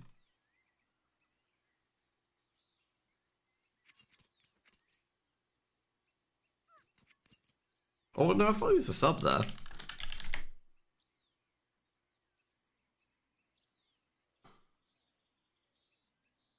Oh no, he played. No, he played the qualies. I know he played for Cobros. It was Golf Club that he played for. That's right. It was on Foggers' team. Then didn't happen. Then after that, no playing. And yeah. I think they got beaten by Mind Freak. That's right.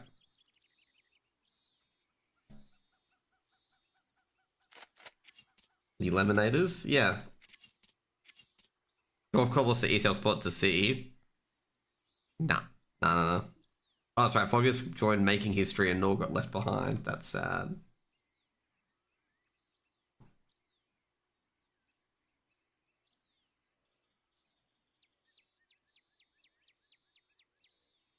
Maybe why go on break, maybe.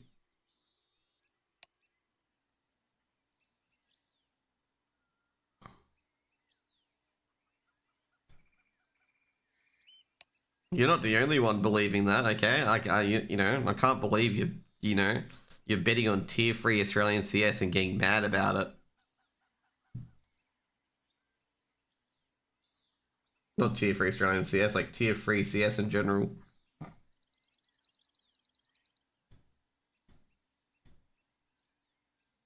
You need to go to Gamblers Anonymous.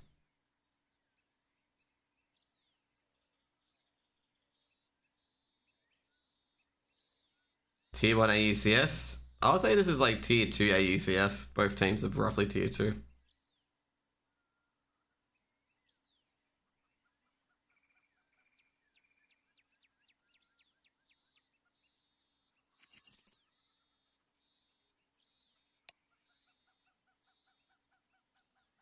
I think KZG wanted an actual AWPer, so they picked up DPR instead of Hassie trying to get used to it. As I said before, I'd rather if KZG kept Jinxie, to be honest. That is my opinion if they kept Jinxie. Because Jinxie was very, very strong.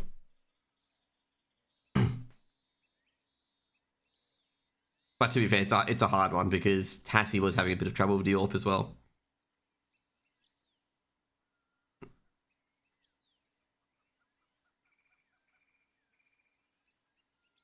And at the end of the day, I'm not managing a team, so I could have my opinion, but I'm not the one managing the team, so it doesn't matter. They could have good reasons on why they prefer DPR, and you know that's fair. But you know, for Vantage, if Nor had a good internet connection, which hopefully is organising right now, you know, to get him off the tin cans and the string. You know, Nor's probably got tin cans and string as his internet. Get some carbon fiber in.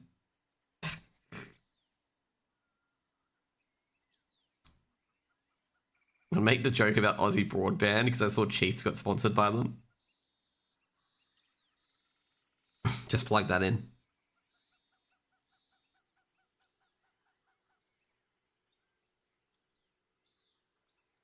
I'd say this is momentum killing for Vantage, but at the same time, last time I said that, they won 2 rounds afterwards.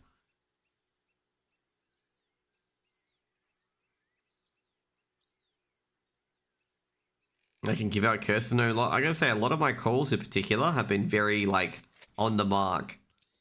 Like, I don't curse too many teams.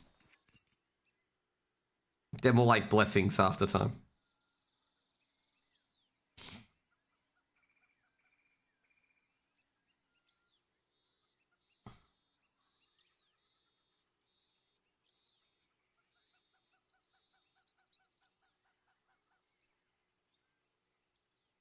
Which caster gives a curse?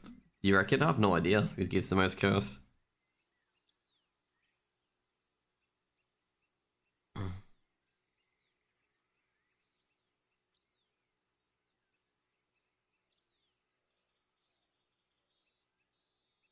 you think call the majors for Asia? Well, I'm going to say it's probably going to be Mongols, Tyloo, and FlyQuest.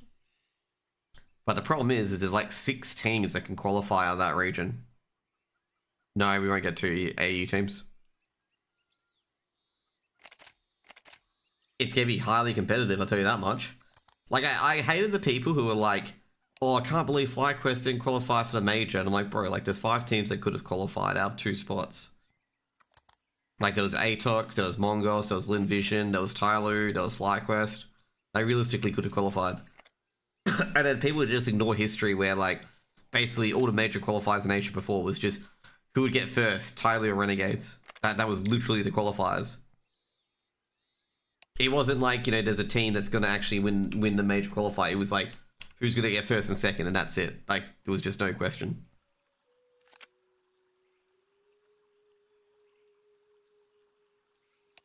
And the thing is, like, a lot of people go, oh, Asia's the easy RMR. It fucking isn't.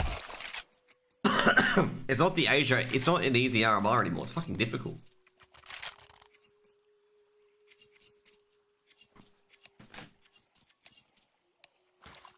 Like, I gotta say, the team that made that so exciting for the Asia RMR was Atox. Like, Atox making fucking teams go to distance and making teams, like, upsets as well, and making teams fucking sweat made that Asia RMR so much more exciting. Like, Atox was fucking really good.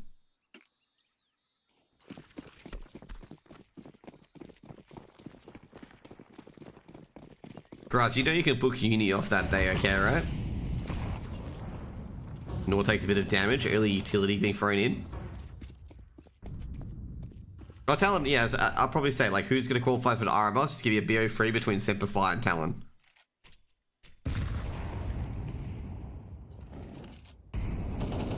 Well, looking at the moment, Vantage back where they wanted to start. Some good utility, though. Nor and Jinx heavily damaged. Oh, jeez, DPR's very aggressive. Ooh, beautiful flick. He was flashed.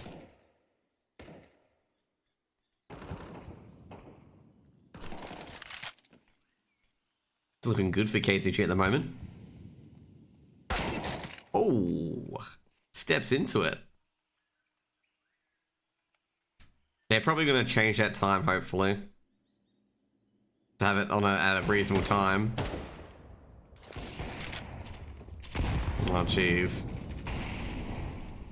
Just as Night Raid thinks he's got a kill for an advantage. Alex dead. Ooh, he might be able to win this, but I don't think he expects the off angle for Mingovi. Ooh, he doesn't, but Mingovi... Ugh. Spray was not convincing there. First round on the board for anyways. His first 2 kills were really good. Like, his first 2 kills were really good. That third one is, it was bad.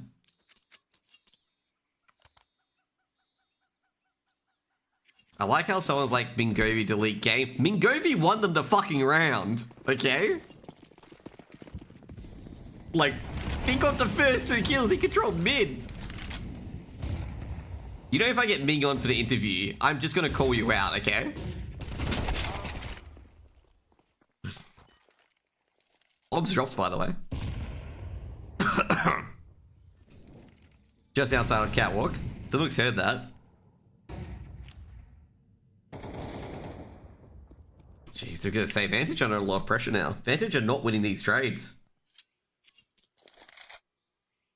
Hey, think Simplify will do. They'll be in the... Ooh, Night Raid might take Mingovi here. He's just... Oh no, he legged him. Oh, that's not good. And no, Mingovi quadrupled his kills since the last round. He got a free K. Simplify are going to lose to Mind Freak. I think they beat Mind Freak. And Valiance is a criminally underrated player in that roster. I trust my Hatman, Jack, okay? Mr. Hatman himself, okay?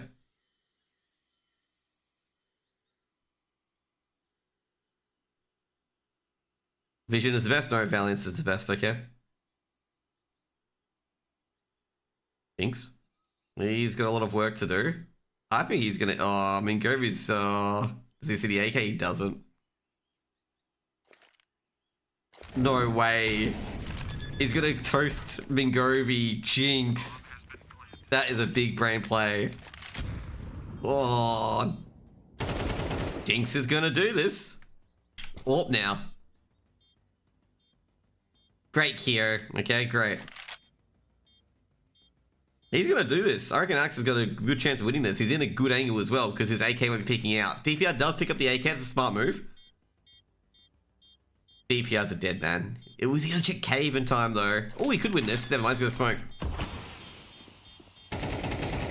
Oh, no way. Jinx. Big 1v3. Big 1v3. I just can't believe. Like, I can't believe he just guessed Mingovi in cave with that Molotov. Oh, man. That was a big play from Jinx, taking out Mingovi in cave. I thought Mingovi had it. Like, I literally thought Mingovi had it. Just wait for the plant to bomb and peek out. 7 rounds or Vantage. That was probably like the biggest part of that play was him picking up Ming being in cave.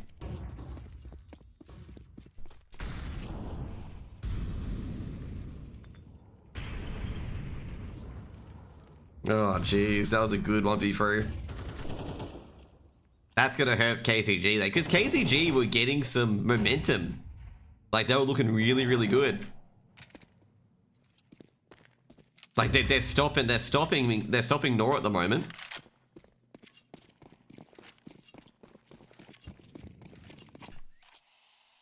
They've got an M4. They got an AK as well. Ooh, this is gonna be diabolical here.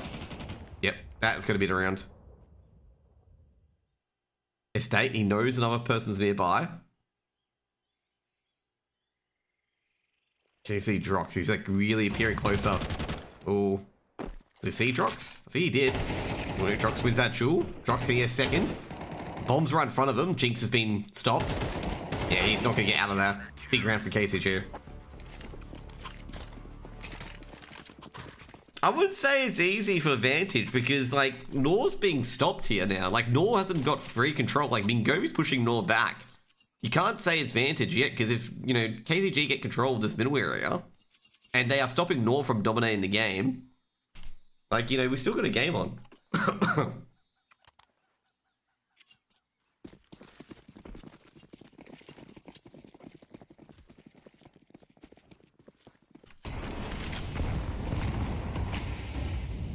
Like I say, it is looking good towards Vantage, given they've gone to the CT side next. Oh, jeez. The double up. KZG are playing passive? No, they're playing aggressive. Bro, they sent 2 flashes to mid. Oh, Drox gets the entry against the state. They have nobody on B.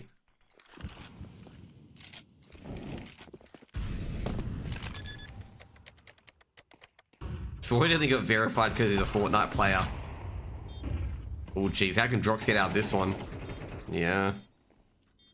This is going to be difficult. He needs to get the flank, which is Hassie, and then they can work on the site from there. Oh, no. Drox turned at the worst time.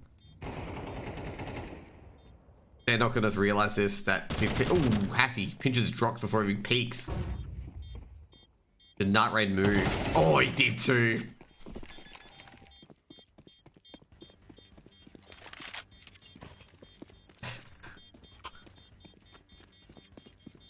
He's not a Fortnite player. I'm just mocking him because both Alec, Jinx, and Mingovi, who played Fortnite, have got partner.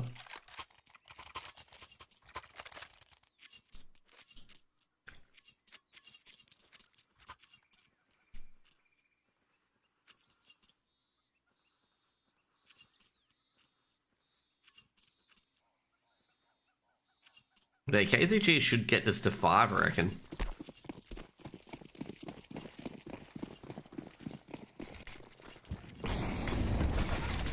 Well, they're charging in. Oh, geez, they were not ready for that. Hassie, he's got to know there's a second player here. Molotov's going to be cooking, but Hassie's going to just peek aggressively on it. Bomb recovered by Nor. Oh, beautiful by Hassie. That's the bomb dropped. And, well, Alec has the bomb site. Alec got the big flank. Oh, no. They could line up for him as well. This would be worse if they do, but unfortunately the angle doesn't work out well for Alec.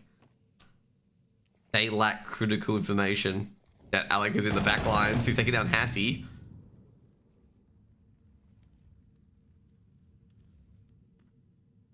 KZG got to be very, very careful on their flanks because DPR's not looking behind them. He's got no one protecting him. Starting to realize that as well.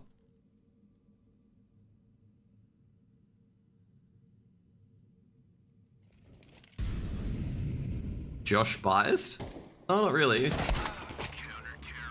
Fourth round aboard. They weren't fourth round aboard for KZG. No, but like DPR was looking down here, but like basically Alec could come around here and kill him. And that's what I'm talking about. Like they need to really just make sure that Jinx or Alec don't get really a play. Yeah, what is that drawing? It's me drawing like clearly like good things.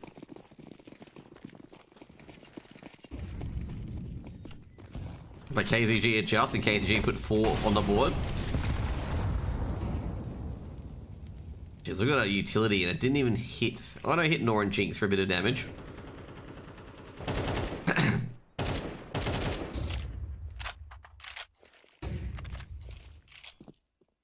There's a good drawing. Nor. They're trying to go for a B hit. 3 players on B. Gotta be careful. Jeez, Mingo is so close to hitting Nor with that AK. Dude, can you imagine how nervous Nor is at the moment? Mingo is like popping into those smokes. Oh, jeez. Good trade by Estate. Estate playing on the side. Hassie works off Alec. Don't see anything else. Estate, beautiful. Nut Raid, gonna be AWP'd. And it's all gonna be up to Drox. 7-5 half, great recovery.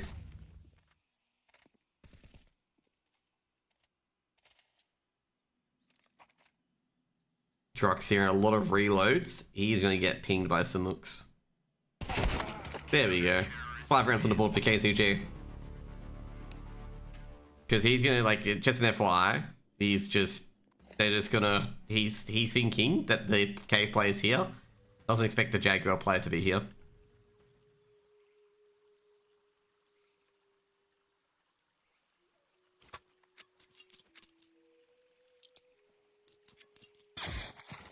He gave his DC. What a momentum ruiner.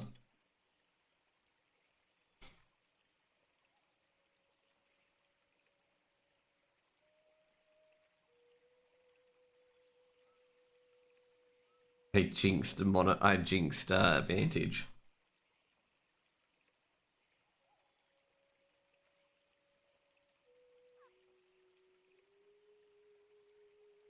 Yeah, maybe he did.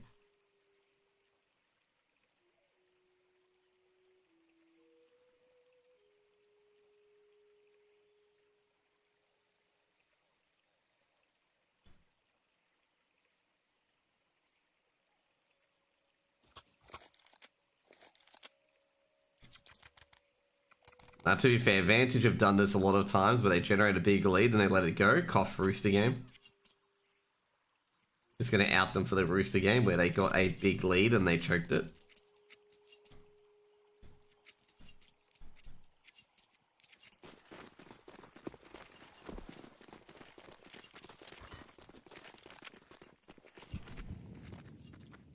This round, very critical for both teams. Mainly Vantage, actually, going to say. Nor goes down. Hasn't really recovered since. Nutraze is going to abandon middle.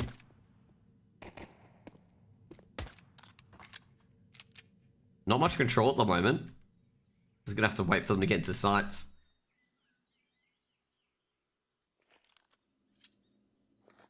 Getting all that Jaguar control. Cave's controlled as well. They're already playing for retake.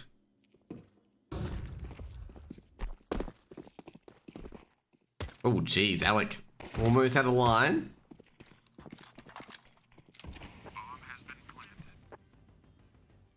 DPR on the late lurk.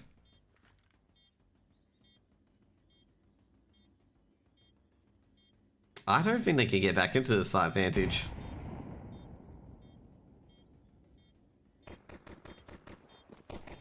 DPR, oh, beautiful to Drox, and that's gonna be the round. They've got no kit, no smokes, and no hope. 6 rounds to KZG. I think DPR played that very well, by the way. Ooh, damn, escape from the top bar from Red Room.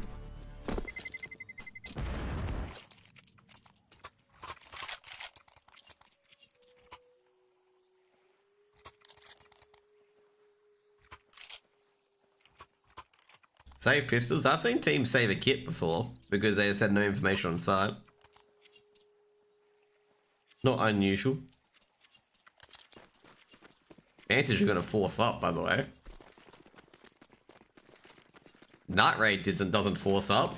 Night Raid's late on the bite. Oh, jeez. I think they would have heard Nord jumping around like that. I wonder if they figure that they have, like, MP9s.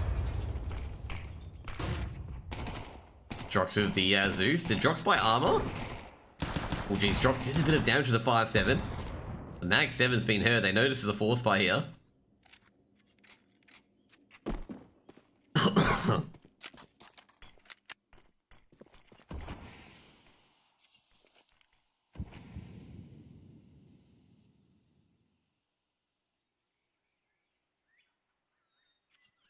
Like I said, taking the same amount of damage at the moment. KZG, I'm not sure where they go.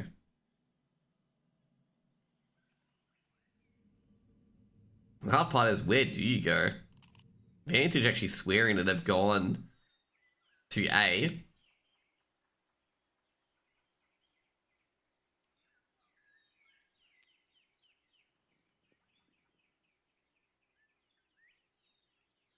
The State's actually snuck past Alec here.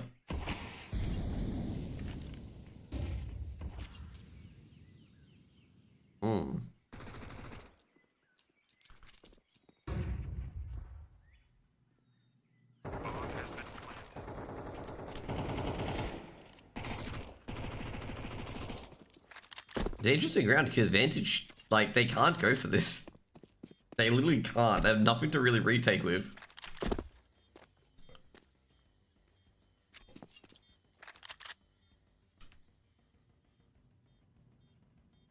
Like, they have nothing to retake with.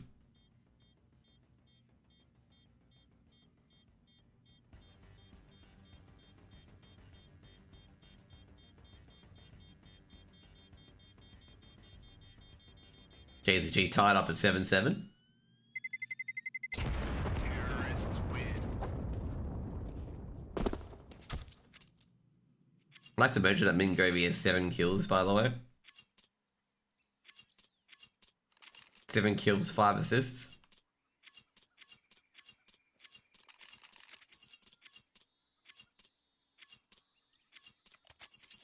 Well, they can't retake the site. They have no flashes and no smokes. But they can't get back into the site.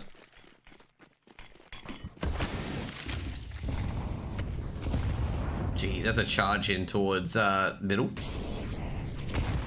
Jeez, gotta be careful here for Nor. Nor's like stuck in the middle. Night Raid, is he gonna peek out or double HE be thrown in? Doesn't see any of them. The Mag 7 doesn't get the head. Oh, he's gonna be annoyed about that one. Close to getting the head on DPR.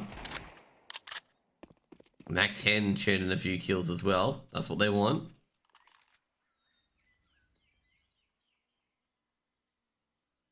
Oh no, Drox looking away at the worst time. And that's gonna be a free hit. Jinx does so much damage but no kills whatsoever. KZG will take the lead. This is such a weird, like, economic situation for Vantage. KZG have won 7 rounds straight at the moment.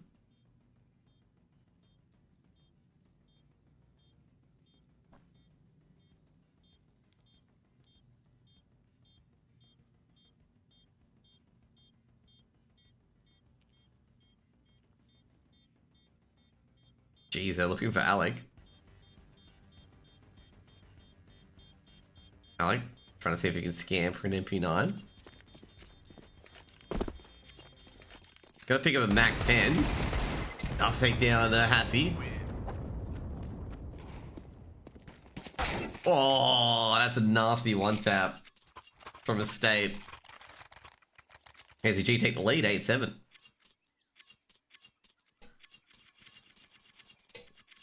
Lost armor? Well, to be fair, they're buying up anyway this round. That's why I said it was really weird this round for Vantage. No, the MP9 is already taken. No, I don't think he knew that was already taken.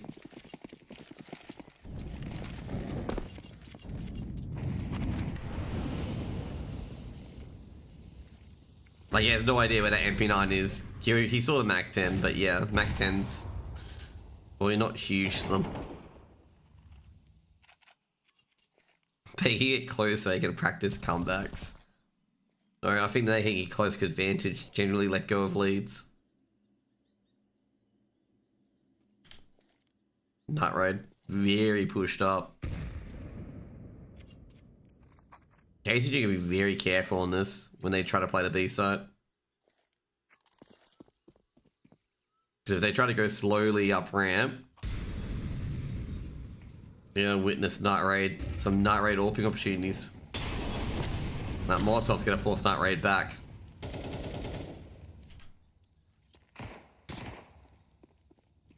Drox trying to take care of the Jaguar players. Does take that Bingovi. Ooh, dinks, but fortunately it's a wallbang dink as well. He spotted Hassie back there as well. Nut Raid nails the shot. DPR does trade back, takes down Alec. Still got a bit of advantage here, Vantage. No, he's looking towards Catwalk. Oh, that aim didn't help him at all. Someone caught him on his haunches. Well, we see an elbow. Both players have seen each other. Nut Raid. Oh, snatches his elbow. Drox. He's got the rest of it. They're going to plant the bomb. Samuk's planting it. Samuk's doable here. Oh, missed opportunity for Nut Raid. Nut Raid tucks himself back in. Beautiful shot. And Vantage put 8 on the board. That was actually a really good shot for Nut Raid here. Snags the State's elbow. Snags his elbow. Hard shot to make as well. That's like a jiggle pink, 0.5 second jiggle pink. Beautiful elbow shot. Estate's probably sitting there going like, fucking hell, man. Like, you don't nail all of those, okay?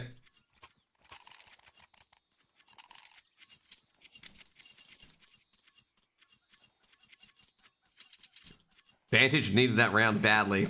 Even though they gave a bomb plant, they needed that round. Because KZG's money is just too good. They can't let it run away. Oh, that's a beautiful... Oh, no way. Drox's nade was just too heavy. Oh, freebie for Nut Raid. Nut Raid trying to escape. As he trying to trade? We'll get the trade at least. Oh, beautiful by Estate as well. Estate taking advantage of Nor being in no man's land. Nut Raid's initial pick just doesn't go right. Nut Raid just going to have to be silent at this stage. Jinx. Is Samuk's going to expect Jinx to be on this angle? Nah, he ain't. Jeez, Nut Raid got another. Took down Hassie. Problem is, I don't know where the bomb is. They know Jinx is around here. Jinx is going to play very passive. State's in the backyard. Ooh, I think Alec is aware that someone could have gone through Red Room. But no. State does get Alec in the end. State's going to be very careful because he knows Nut Raid's here. He's heard Nut Raid now as well. Beautiful shot by DPR. I was going to say, I was waiting for it. I was waiting why DPR wasn't going for that shot, but DPR takes out Nut Raid. Jinx. DPR's not set. Now he is. 9 rounds for KZG. Great entries by DPR. Beautiful shots from him. Estate staying alive, which was huge. 9-8. And that's a broken economy for Vantage. Gonna be a half buy.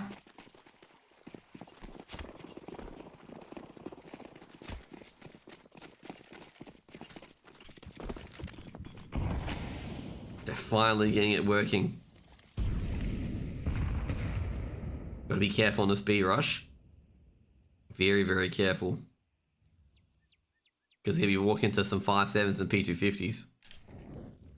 Oh, beautiful light. Oh, jeez. That's going to be absolutely brutalization there from KZG. They actually did not telegraph their nade setup, which was huge. Like, normally teams telegraph that nade setup with the first 3 nades being thrown in, but Samuk's peaked immediately.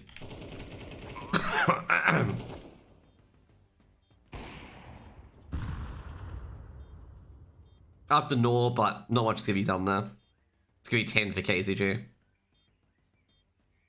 But the brutality of it all was how Samuk's peaked that before the second or third nades had landed. And I don't think Vantage were expecting that.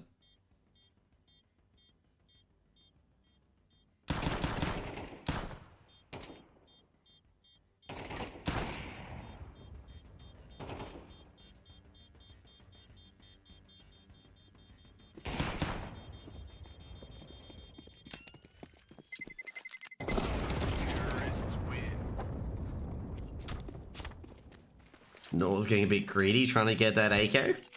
Not likely, but was trying to get that AK.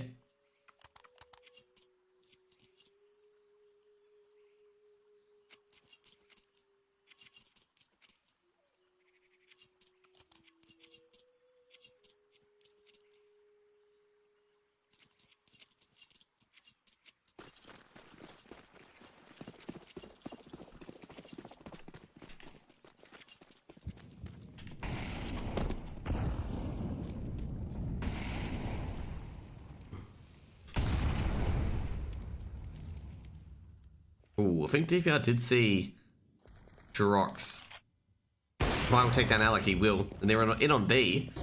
He's going to say, Samux must have done a really good job to convince him that they were on A.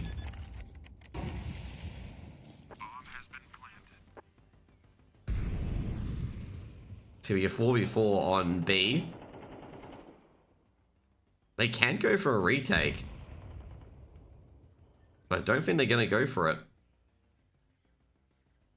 They're going to try and snipe out Samux. Samux has got 1. He's not going to be traded out either. Oh no, he is going to be traded out.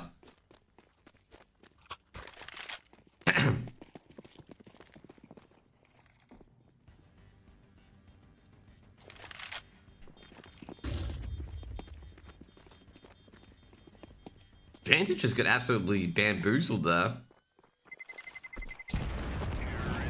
Samux like convinced them that they're going to hit A.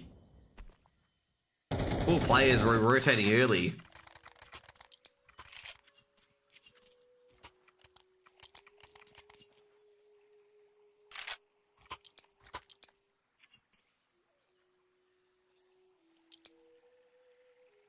And the round was just lost like that, basically. Vantage was just convinced.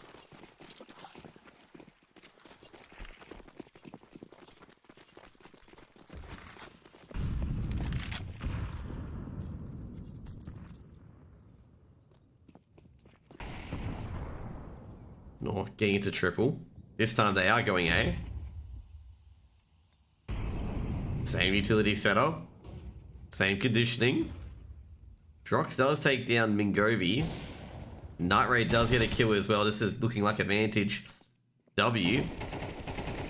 Now DPR's lining up. Beautiful shot from him. 1v5 initiated. That's going to be a grenade for into DPR. Not going to peek this. Ooh, he's actually going to adjust Jinx. He already adjusted. A lot of onus on DPR, and the onus, well, it's too much for him.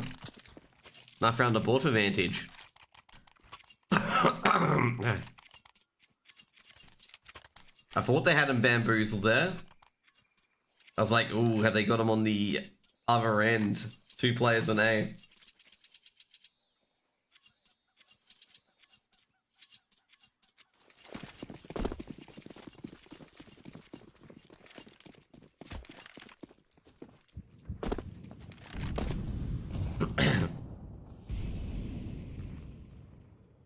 warp setup. Jinx the double warp instead of Alec. That's interesting.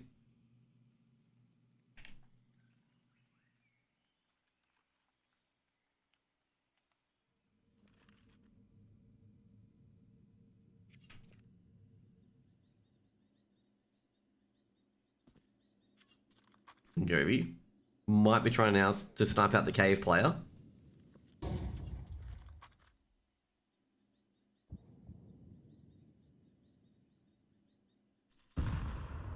That Ray takes a bit of damage. He goes off.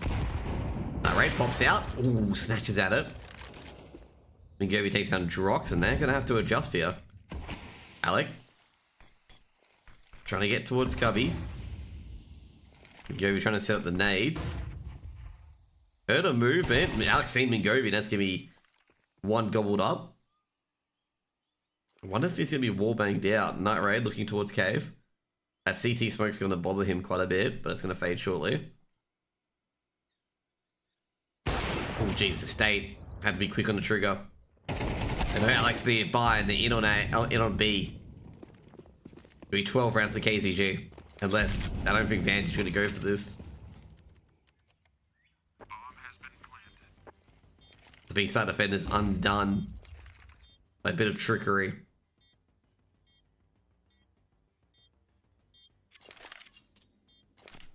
You know, state. He's going hunting. He need, like, if they can break their economy more, it's huge.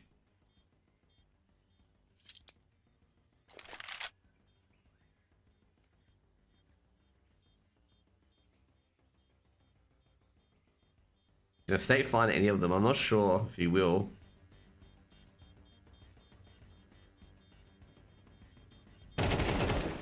Gets an opener.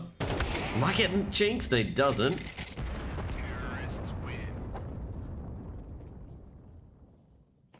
Jinx picking up the AK instead. They can afford the AWP, so the AK is much better in this situation.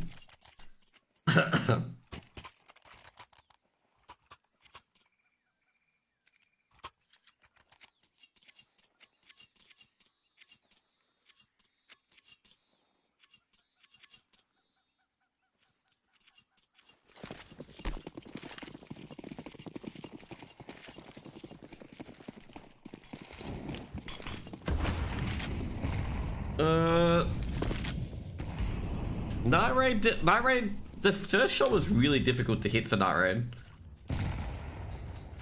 Is this a throw? No, not really. KZG have just come back. KZG have done really good to come back.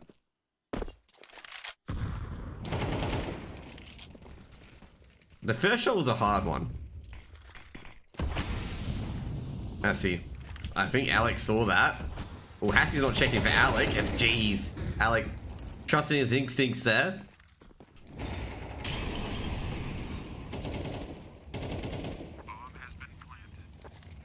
You're gonna have to go for this. It's probably not the most ideal one to go for.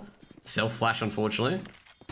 Another flash. Oh, geez, a double flash, actually. So looks can't see. And Noah's gonna get one. Govi will trade. Jinx will make it a 2v2. Drox makes it a 1v2. Now we've got control of the site, so we're up to DPR. DPR burning. Counter Molotov being thrown in. Drox might go down to that Molotov. Oh, no. He overthrew it. He overthrew that molly. Give you 10th round on the board for Vantage. To be fair, I don't think DP had much time.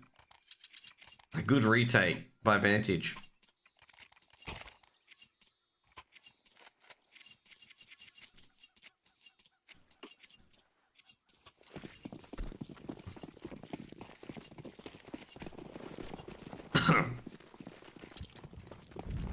Vantage, 2 rounds to secure the deal. Well, not secure the deal. 2 rounds to put it to OT. State, trying to fight for it. Alec, gonna hold on. It's got the USP left. Can't get the 2-tap. Been hit with a couple of nades. Drox. Molotov's been thrown, but it doesn't hit Drox whatsoever. Drox gonna pop out. They're not checking for him. Drox, that spray is not that... Oh, jeez. A lot of hectic stuff happening at the B-bomb site.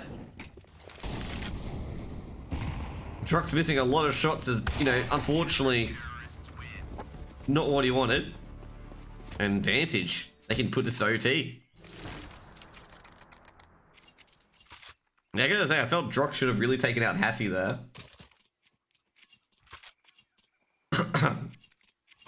I don't think they realized that Drox is in cave, okay? They thought Drox like had an angle like this. Something like that.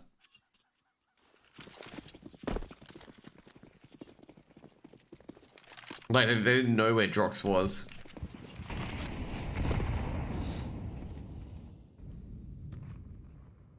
Why are people like... Okay, I gotta say right now, okay. Why do you guys get like, oh my god, how did they lose a 3v5? Like, it's the most common loss as a CT side, a 3v5. Like, in a disadvantageous situation. Estate? Oh, jeez. Be blasted away by Nor. No, KZG lost 3v5? No, what I'm saying is, like, it's still a common loss state, even for CTs and Ts. Oh, jeez, shot in the hip on Simux. Warp to DPR with an AK and a Dream. You know what would be the funny part? If KZG went around the first round of O2. Just gonna call it now. DPR is being dinked. And Alex is gonna put the OT in at least 12-12. What do you guys reckon, okay? What do you guys reckon? KZG win the first round of OT?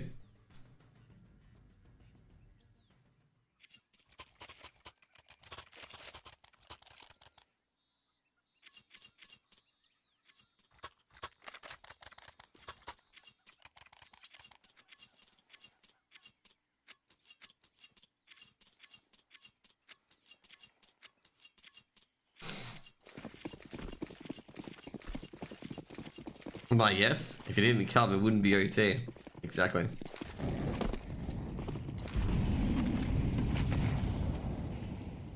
KZG 16-14. Night Raid, I gotta say, it's an interesting sort of AWP setup. Oh geez, Mingovi tagged up Night Raid.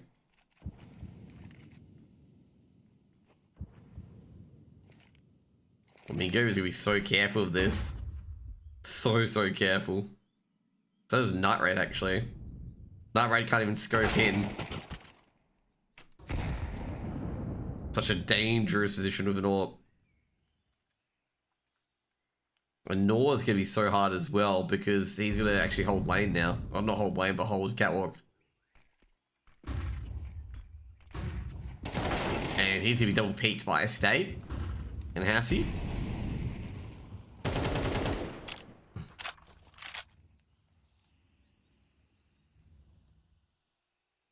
This is really bad for Vantage at the moment.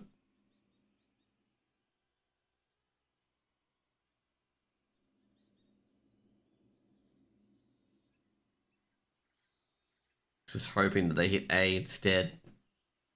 It's looking pretty good at the moment. Alec. DPR clears it out. They've got B open. And they know about it as well.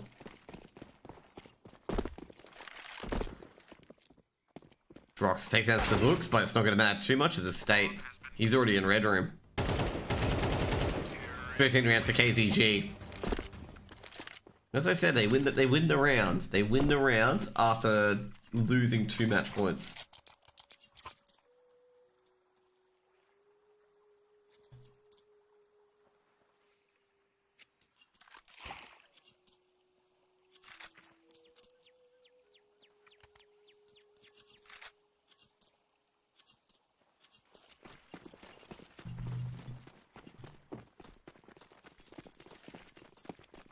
Eddie never played for him. No, he didn't. He never actually played the arena. I can't see shit with this HUD. Are you blind? Like, are you like not watching the game?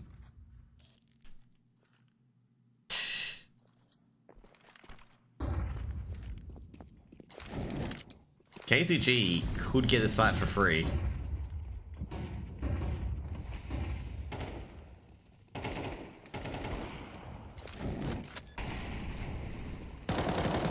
Actually get some information as well with the burn. They know a player's crossed the site. I've definitely heard that part. They know a player's at connector. Oh no, not right. Very, very close. Beautiful by Estate. That's gonna be... It's the DPR, misses the first. Gets nailed by Alec. They've got to retake this very quickly. And Night Raid knows there's a player nearby. Night Raid does take down Estate. Looks to aim main. He ain't gonna get there. Oh, almost actually gets to flick onto some hooks. But he's got to run here. KZG 14. Night Raid could die to the bomb. Didn't die to the bomb. 1 HP. 14 for KZG. That 1 HP is going to be so important. Like, unbelievably important.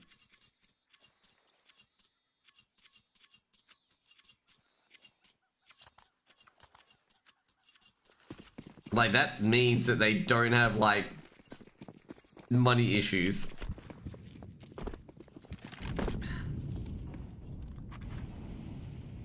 Alright, that's the HUD's minimap hasn't updated yet. Oh, geez, Night Raid. At half a chance. Is he gonna suspect... Yeah, I was gonna say, Estate's not gonna suspect Jinx to be there. And he didn't.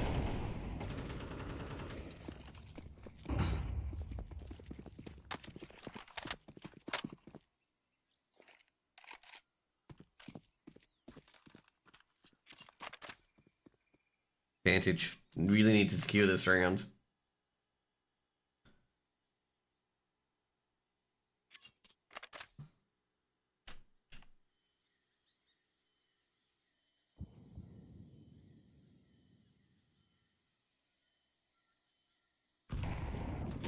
Oh, jeez. That Raid did a bit of damage. Did he hit Hassie? Did he hit Hassie again? No, he didn't. Thought he hit Hassie again, given that Hassie's HP didn't drop a bit more. Alex staring at the wall. He loves that wall. He did? Yeah, I was gonna say, he did. I thought he hit him, like... 1 HP. Drox. Jeez, Drox punishes Hassie. He punishes DPR for missing that shot. This is all going out of sorts here. I mean, Gove, you're gonna step up. He knows Night Raid's around here somewhere. Bomb's gonna be planted. He's a dead man. 13 on the board for Vantage, but it's gonna be 14-13. What are you yapping about? KZG is winning, huh? Bro, I was talking about Night Raid hitting it. Night Raid hitting a player here. Like, he did hit him. I wasn't imagining things. I thought I was imagining things that Night Raid made a hit. I was like, oh, am I? Like, I wasn't even too sure. I was like, is he hitting? Did he hit it?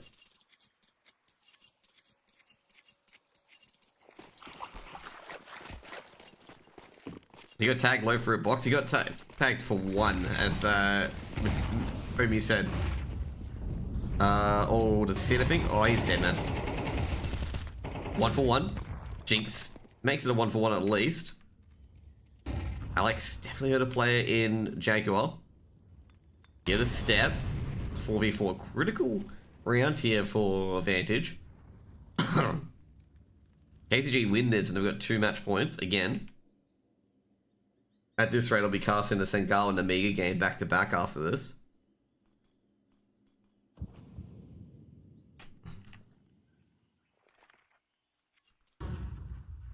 Drox. DPR's got him. There we go. DPR's so ready. No trade possible. They're gonna head to A instead. DPR, oh, not sorry, A, B. It's just a state.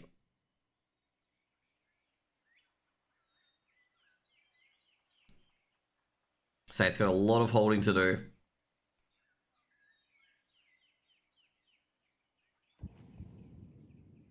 I'm gonna scare off a few players.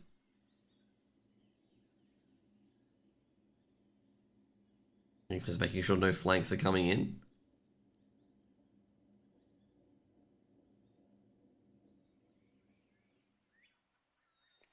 I've seen a state. Molotov being thrown in. Bomb being planted. Can he stop Night Raid from planting it? Nah, can't do it. Big retake here for KZG. Trying to put the pressure on early. Trying to make sure they don't get any post plants. Night Raid does get an opener. Jinx. Trying to make sure they can't push the smoke. A 3v3 now. Night Raid being boosted up. Jinx gonna throw a Molotov. It's gonna hit Mingomi. They're gonna go for a defuse. Might be successful on it as well. They will be successful on it. That's gonna be 15 for KZG. Jinx. Jeez. Still clutches it up.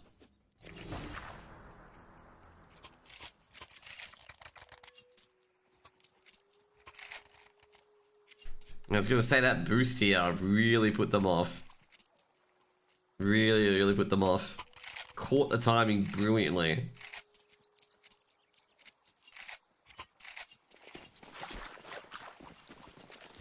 Vantage are not going to be too happy about that. They just got timing so hard. Jinx. He's actually got... He had the advantage.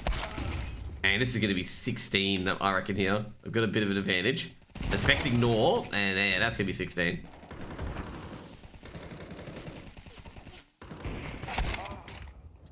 Hassie's going to get an ace. Oh, he always got an ace.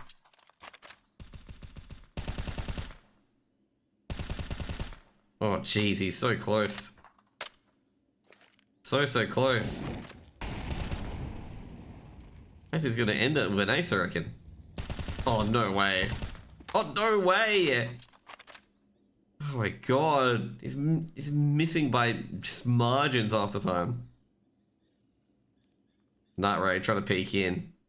Is he gonna ruin Hassie's ace? Probably is. Oh, Hassie ends it with an ace. 16-13 KZG get the second map. And it's gonna be the match split. I'm gonna say, what a way to end that game. Beautiful ace by Hassie. Hassie was like so integral. Stops the middle push. Stops everywhere pushing. And he puts 16-13 on the board. Dex would have clutched it on 6 HP. I don't think Dex would have clutched at 6 HP. He would have been dead, okay. Probably would have died to the first player.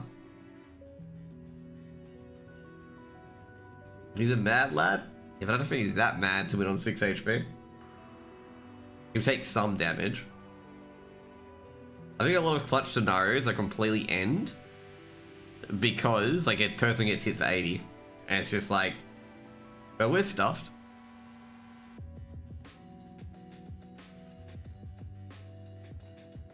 But anyway, looking at the stats, I guess say overall, State had a pretty decent game. 97 ADR, but I'd say it was really close on the stat board, just slightly in the favor of KZG. 80 on Hassie. Hassie obviously getting a 5k there as well, the ace to seal it up. DPR performed very well as well towards the end. KZG making a very good comeback in the end as well. Good, in fact, Vantage were absolutely taking him out to pasture. Vantage could be a bit annoyed that they couldn't get the 2-0 in the end. Like, very annoyed. And it's probably the second time that... Oh, no, I don't think it's the second time. I think it's like probably another time where they could have got a 2-0, but they didn't. I don't think this map they would have got the 2-0, given the fact that... Oh, I guess so. They were up 7-1 at one stage. It's going to be a second time where they were up by a large amount and lost. So they're going to be a bit annoyed as well.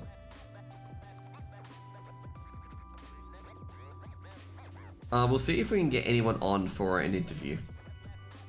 From, you know what, we can get the Ace Master himself or his state. Now, we'll see who we can get, okay? Be right back. I'll see if we can get Hassie or a state from KZG.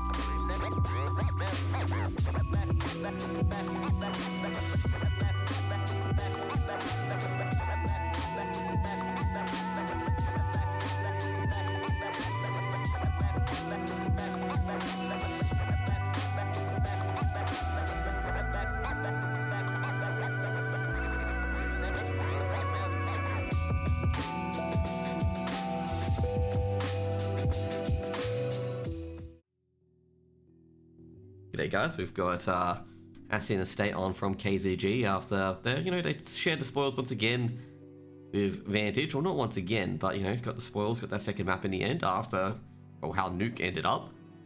How do you guys think the series went today? Nuke didn't go too well for us, to be honest. We all had, most of us had new roles because I've stopped AWPing because I've got Josh. Mm-hmm. It was pretty chaotic, and I think Ming had a bit of a bad game as well. Although he had more ADR than me, though. Somehow. Okay. I can tell you right now, the betters were raging in chat about Ming, and I'm like, Hassie has less ADR than them. No. But they were still raging about Ming. He's like, Ming 1 kill, and I'm just like, bro, he has more damage than fucking Hassie. Like, yeah, how's Hassie getting away with this? They were probably betting for him to get over like whatever his average is, and he just botted out, so they just lost absolutely money. Botted it. Right. Dude, It happens sometimes though. Like Ishmael was like explaining in vain on like, the kills don't matter, and even I was explaining in vain like the kills don't matter. But as you said, like Nuke being a role change in particular, what was like the biggest role change in particular? Like from like obviously someone had to play outside, because I think that was the biggest role change because you guys had no outside presence. Alright, you don't need to shit on me that hard. Yeah, so Ming went from outside to A, Yep. and then I went from AWPing to A as well. I kind of have a little bit of idea what I'm doing, but I'm kind of clueless, and I think Estate's pretty clueless outside. Yeah, thanks. We worked up to we joined Discord and we were like, oh, we're playing Nuke today. I haven't watched a single demo. I haven't played outside before. I just fucking winged it. I'm just gonna say that's why we saw no presence. I'm gonna say pretty much like Ruffleco when he first played outside, similar thing, like very, very shy on it. So I wouldn't say it's too bad, but like obviously outside's very difficult to master. Like I'm not gonna say any names, but I'm just being as a caster saying how it is because you had no outside presence. Like Cody was just after your state. That's pretty much it. It was just Nor's outside. Yeah, now we'll make some changes to that before we go to our next officials for sure. Have you got the demos to watch? Have you got the book, How to Play Outside for Dummies? The quickest way we're going to fix it is put me back into A, I think. I don't think he even bought the book, to be honest. I'm not even reading the book. He doesn't even know about it. How to play outside. No, you haven't seen the first page, has he? It says don't. Yeah, true. Yeah. But obviously with Nuke in particular, any other role changes as well? Obviously, was the same people still playing B and ramp, or? Yeah, Sam. Yeah, you go, brother. Yeah, it was the same role for Sam. He was the only role that changed, and we got, of course, DPR, new AWPA, so it's just like, with not much prep going into it, it's, what can you expect, really? Which is on us, 100%. With DPR in particular, was it, like, when you picked up DPR, was it more that you wanted a full-time AWPA, or was it just DPR was there ready to go? Like, what's your main reason to pick up DPR?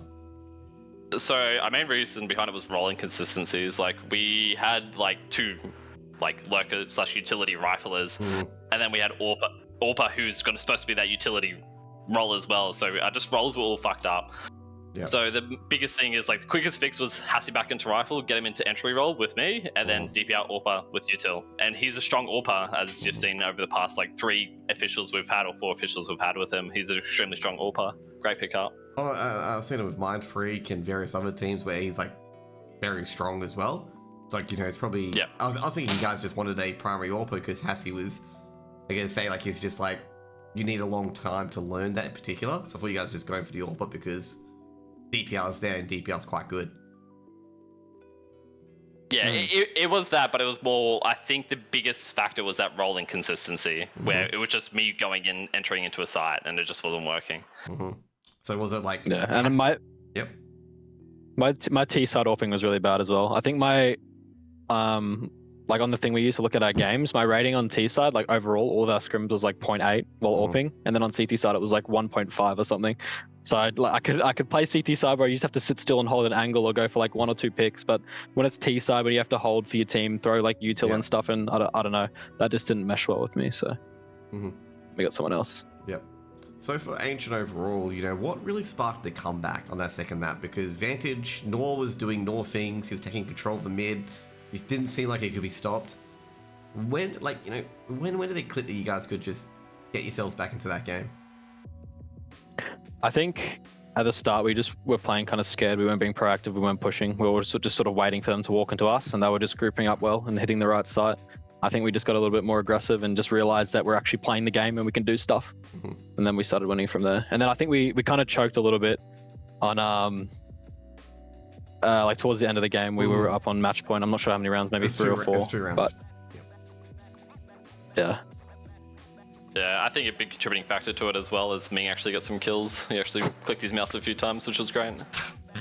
Dude, he actually got some really high impact kills talking about that in particular. There was one better going off, like, I think Ming messed up a spray towards the end.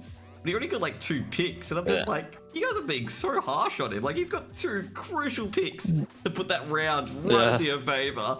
And he messes up that third spray, and everyone's like, oh man, Mingovi. I'm like, give him a break. Like, he's just adding the round to them on a silver platter to KZG. Like, stop. Yeah.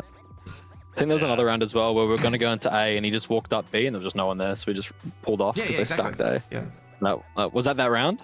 No, it was a round where Might he have got a round and he got a pick in cave, and he also picked off one of the mid players, or was it ramp players? I'm not sure.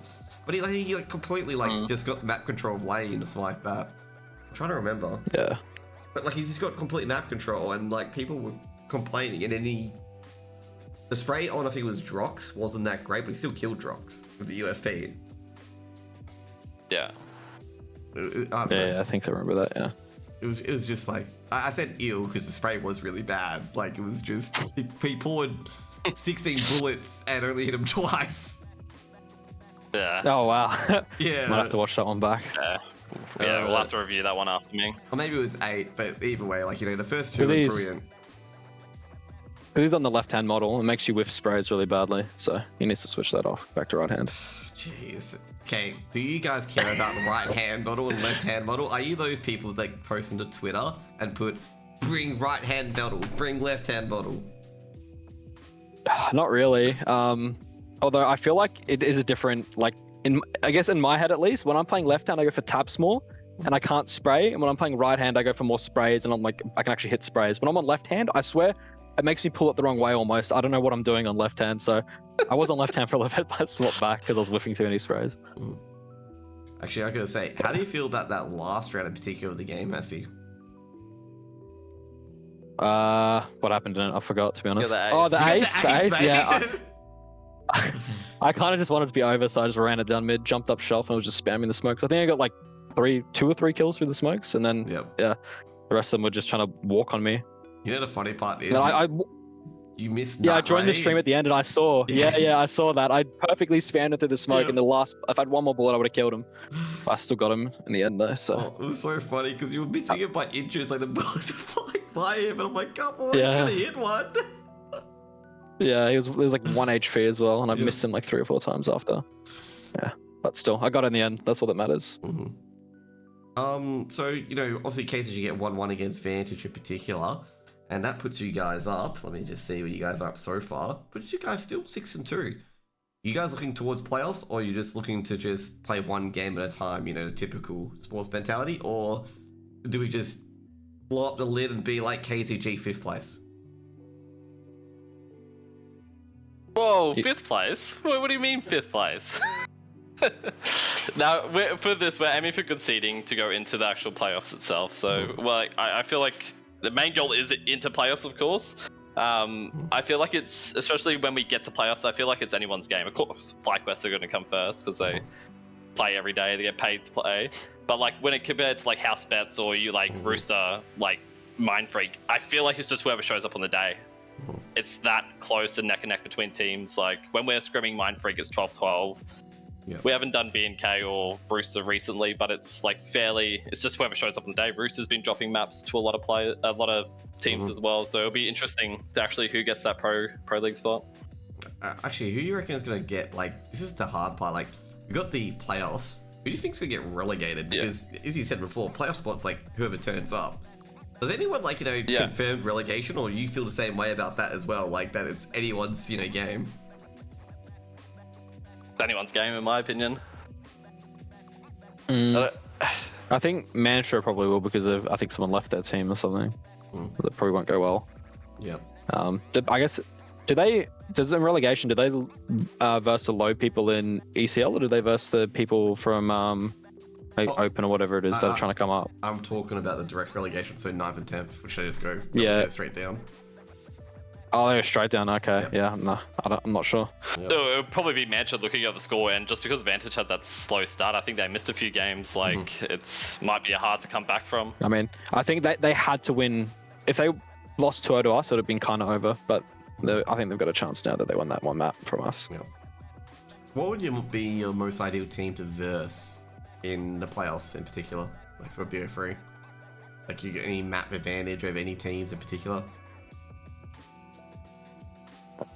I mean, great question. It'd be nice to verse DXA or something, but I'm not sure if they can make it at this stage. They probably can, but we've got a pretty good record against them online. I think we've got a pretty good map pool against them as well. But I'm not sure. I'm not sure who I'd rather verse out of B&K, Rooster, or Mind Freak. But honestly, as it just comes down to the day, whoever shows up on the day is going to win that game. It's like across the board, I reckon, for like every team. I don't know. House Bets are looking, or B&K looking really good still, even with their 2 dropped players. I think they'll probably be the most difficult team, and I think the other 3 is just whoever shows up on the day. Yeah. Actually, I was going to say, Rod, do you feel the competitiveness of this season has gone up like tenfold compared to last season, where just has the competitiveness gone up in the league? I think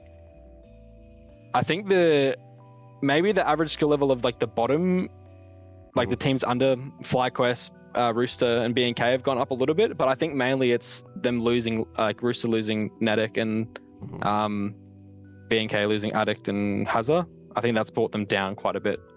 They have to rebuild up, build up the new players they get. Yeah. So I think it's a bit of both. Like the lower teams have gotten a bit better, but I think those top teams that aren't FlyQuest have gotten a little bit worse because of like players leaving. And your thoughts, Estate?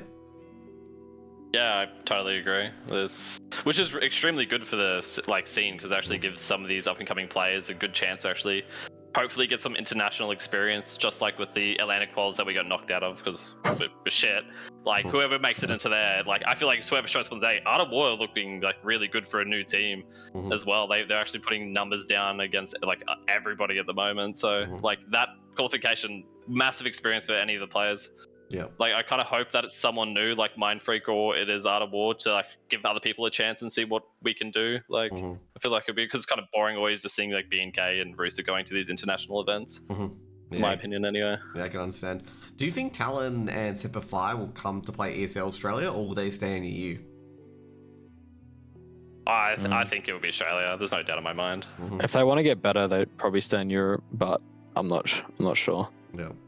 They definitely won't have any chance of winning or doing well in it at this stage, but yeah, I think for their like development's probably better to stay in Europe, even though you're not playing anything. At least you can scrim European teams. Yeah. Also, I gotta say, with the Asia RMR coming up, you guys have to close qualifier spot. What do you view your chances of getting into the Asia RMR? Have to be a miracle, to be honest. I don't know about a miracle. Like, still for me, it's like whoever shows up on the day. It's like if we all play good CS, we just win. I feel it's like hard the teams though. are It's that hard though neck and because neck there's Talon and FlyQuest. True. No, FlyQuest are. Like I say in the Oh, they're through straight away. Okay. Okay. Yeah. Okay. So it could be either Talon or Semperfi both in as well, because only one team goes to the RMR from the close qualies, but I think there's 4 open quality teams. But there's a chance them two teams verse in the open quals because it's not seeded. I think we have. I think we have lowest seed of in the invited teams, so we'll probably be versing Talon straight away.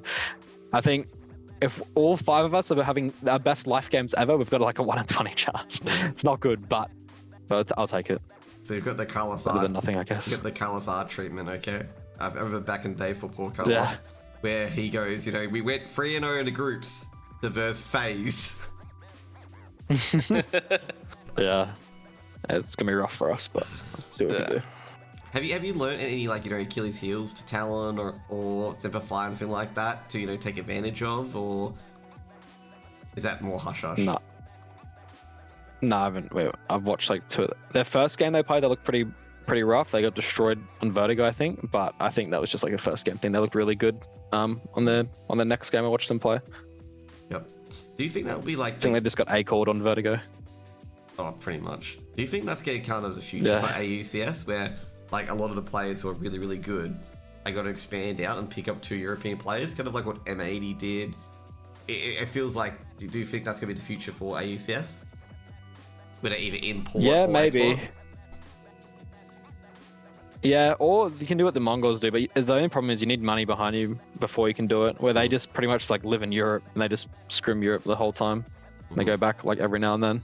So that's really the best approach, but like no one has money to do that, so that probably like picking up like 2 Europeans and then going over there will be easier than having 5 Australians go over there. Because obviously, you know, with the M80 model, I think M80 really were the pioneers with getting, was it Manx and eventually Sirison, I believe. And before I got the Orpa wrong. I think it was Slacks, so never mind. It was, yeah, they got Sin as well, I think, from Big. Yeah. Well, it was Manx. German, yeah. This is actually a funny bit. M80 gets into the big playoffs, and then Manx leaves the team. It's just like sad panda. But yeah. Could it work up differently as well? Like maybe getting Asian players, like especially veteran players that be in the scene, and would that help out AU as well? I think that's what Art of War have done, right, with Perry. Yeah. Banana. I guess it's working out. So there's proof right there that it works. So yeah, you can do that as well. And also as well, like it all comes back to money as well.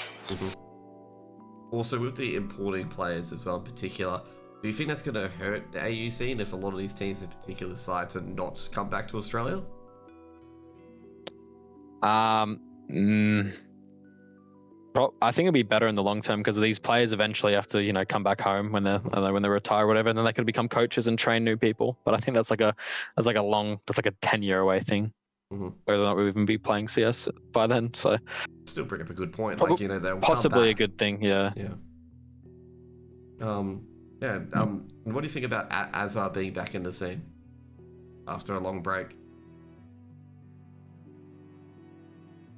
I don't know much about that. I think I didn't really watch CS back like 2019 when Renegades were good. Was it 2019 where they made it to quarterfinal or whatever? Of Major? I think so. Let me check StarLadder. Because that's the one that I remember watching him back in the day. You were right. I remember being in school and being underage betting on CSGO Lounge, and they used to always pump everyone in Australia. But yeah, you're right. 2019. I thought it was 2018 for some reason. Yeah, Jesus, doesn't seem that long ago. But yes, that's when they made a miracle run. Back in there, they were 0-2. I think me and Estate stopped playing CS when the Org and the Krieg were good. Like, not because of it. I think we just like stopped. Yeah. Just because we didn't enjoy playing anymore. And then we started playing again once it got patched. So we were kind of confused what people were saying it was busted because we never saw it. But yeah. Oh jeez. What do you guys see in the future? That's when we stopped playing. What do you guys see in the future for KZG in particular? Like, you know, do you think consistent playoffs will be the norm, or is it just any international appearances potentially as well? I think the goal is always try to make it internationally, and like it would be a crazy experience playing internationally, especially building up your skill against them European teams or any other team that's not from Australia. So I think the goal is that, but like, like 4 of us work full time, and 2 of us at uni, like we'll all got careers in a sense where we're trying to like pursue and try to get up as well while we're trying to play this on the side. So it's when you're versing like a lot of teams who like are just uni students or something like that, it's hard to put in the numbers that some of the other teams are putting in. But I think if we just keep pushing it at it and hopeful, just be hopeful really. I think going to Melbourne as well was like a huge experience. It was amazing. It was so much fun, like time of our lives there, even though we got smashed, but it was just, it felt so cool going to an event like that. I think that definitely made a lot of us like a bit more hungry to want it. Yeah. But yeah, it was so much fun. Yeah, actually, I haven't asked, actually, what did you guys get up to during that DreamHack experience? What was the best part of it, you know, being in that LAN event? Was it the crowd? I won't mention MIBR, but anyway, continue. I think, I don't know, just the feeling, like, I thought I'd be really nervous, and I was, like, the night before, like, I was struggling to sleep and stuff, but once you got on the stage and started playing, it was kind of just like being at home, and, like, I don't think we were that nervous. Probably, I get why teams talk about, like, oh, we've got no expectations, like, we're chilling, like, all the big teams say that, like, when they've just made a roster change or something, because, like, felt pretty much no pressure, like, no one thought we were going to do anything against MIBR. Would have liked to done a little bit better against Rooster. They absolutely destroyed us as well. I think they did better against us than MIBR did on one of the maps. But it was so much fun. So much fun being there. And meeting the players as well. We played FIFA with the MIBR guys. We talked to the Party Astronaut guys a lot. We scrimmed Party Astronauts and Rebels. That was good fun as well. Especially the Rebels guys. They were really funny. They were yelling and screaming. Yeah. Good fun. Oh, dude, every time I see KZG, every time I just remember the Tom Cruise meme, because his light, like, he puts his webcam, he tilts it, and the light looks like the Tom Cruise scene from Mission Impossible. You know, he's coming up from the sky. Is he the one that has his head? Is he the one that has his head, like, right in the monitor as well? Yeah. I know one of them do, Yeah, that's KZG, and he looks like Tom Cruise flying in from the top because the white saves the background of the light. Yeah. Yeah, the reason why I didn't want to mention MIBR is because how much they beat you at FIFA. So, did anyone actually beat MIBR at FIFA? I think they were kind of new to the game, surprisingly. I thought, being Brazilians, I'd love that stuff. But they were definitely better than us. But, like, I'm not sure how easy they were going on us, but it wasn't like we were getting absolutely dominated. I think it was they only got 7... It was like 7-1 or something. So yeah, it was 7-1. We got destroyed, but like if you're ghosting someone that's good in FIFA, they'll get 30 goals against you, no problem. Yeah, so, sure. I think Insani was new, but Drop had played it a bit. Okay. So yeah, he was late. And they were speaking in Brazilian and coordinating. We didn't know what they were saying. They were like tactics. So they were cheating pretty much. So we started trying to talk in like a really thick Aussie accent. So I didn't know what we were saying, but I don't know. It didn't really work that well. We got destroyed anyway. Oh my god. Yeah. Portuguese is cheating, isn't that right? Yep. Yeah. Completely cheating. Actually, who was your favorite team to encounter during that DreamHack Melbourne visit? For me, I would say definitely Party Astronauts. Just to experience, like, I forgot the coach's name off the top of my head, but it just seeing his insight that he brings into the server for that team and how much he actually wants that team to succeed and the amount of effort he puts into with the strats and the anti-stratting and his general knowledge around the game is just absolutely crazy. I think it's really showcased that how much a coach is really important for up and coming teams. Like, we're really pushing for a coach at the moment. We've got a few potential people who might come on board, but it's still early days. We're still in just like basic talks. But I think when that does happen, I think your just progression just doubles, because we only can do as much practice as we can, limited with our jobs and such. And if we can get a coach on the side who's just doing extra prac here and there for us and anti-stratting, or just coming in when we go into theories, coming pre-prepped and what we're going to work on, it would just boost us immensely. Yeah, I've got the coach. So I think that's the biggest thing. I've got the coaches. VFN, right? Yes. Yeah. VA, yeah. Yeah, I haven't heard much of him in the NA scene either, so, this is some new insight for me that he's a, amazing coach. Did he help you guys out with anything, or was it more like you're just watching him, like, talk to the, rush and stuff like that?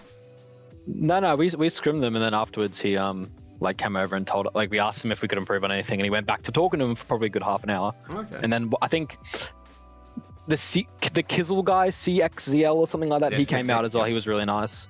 Yeah, we were chatting to him for for a while. Yeah, they're all really nice people.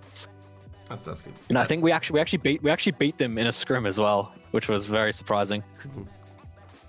You beat a major winner in the scrim. Yeah, the back-to-back one-time major winner Rush beat him in a scrim. So that's the biggest achievement. Oh man, I gotta say, I really do like admire Rush in particular, because Rush is one of those players that he's not fancy, but he just does what's needed to be done to win a game, basically.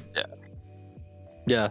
Well, I think he left their team immediately after that event. Yeah. So. He got picked up by Nouns, so he got picked up by Semphis, basically. Yeah, right. Fuck that guy then. we'll take credit for it. They lost us in a scrim, and he's like, "Yeah, I'm out." Yeah, no way we're listening to Australian players. I think I got two aces in that game as well. I got a pistol ace and I got a Galil ace as well. So I think that they're just like, nah. He's like, I'm out. Noobs. Yeah. So yeah, he's out. We'll take credit for that. He's just had enough. Yeah. Anyways, guys, you guys want to say anything to your fans before we leave for the interview? Unfortunately, I've got another game to cast in an hour, and I've got to have dinner too. Yeah. No worries. You go for it, Bally. Yeah, just thank you for the supporting. That's really about it. We'll try to always improve and play better, and hopefully we can make it to some sort of event and do you guys proud in a sense, yeah. Thank you guys for being on. It's really, really helpful as well that you guys come on as well and share your thoughts. And yeah, we definitely discussed a lot of different topics that I didn't really have much insight into, and I think everyone learned something new as well. Thank you guys for coming on. Yeah. Yeah, no worries. Thank you for having us. Thanks for the cast. All good. See you guys later. Peace out. Bye. Bye. See ya.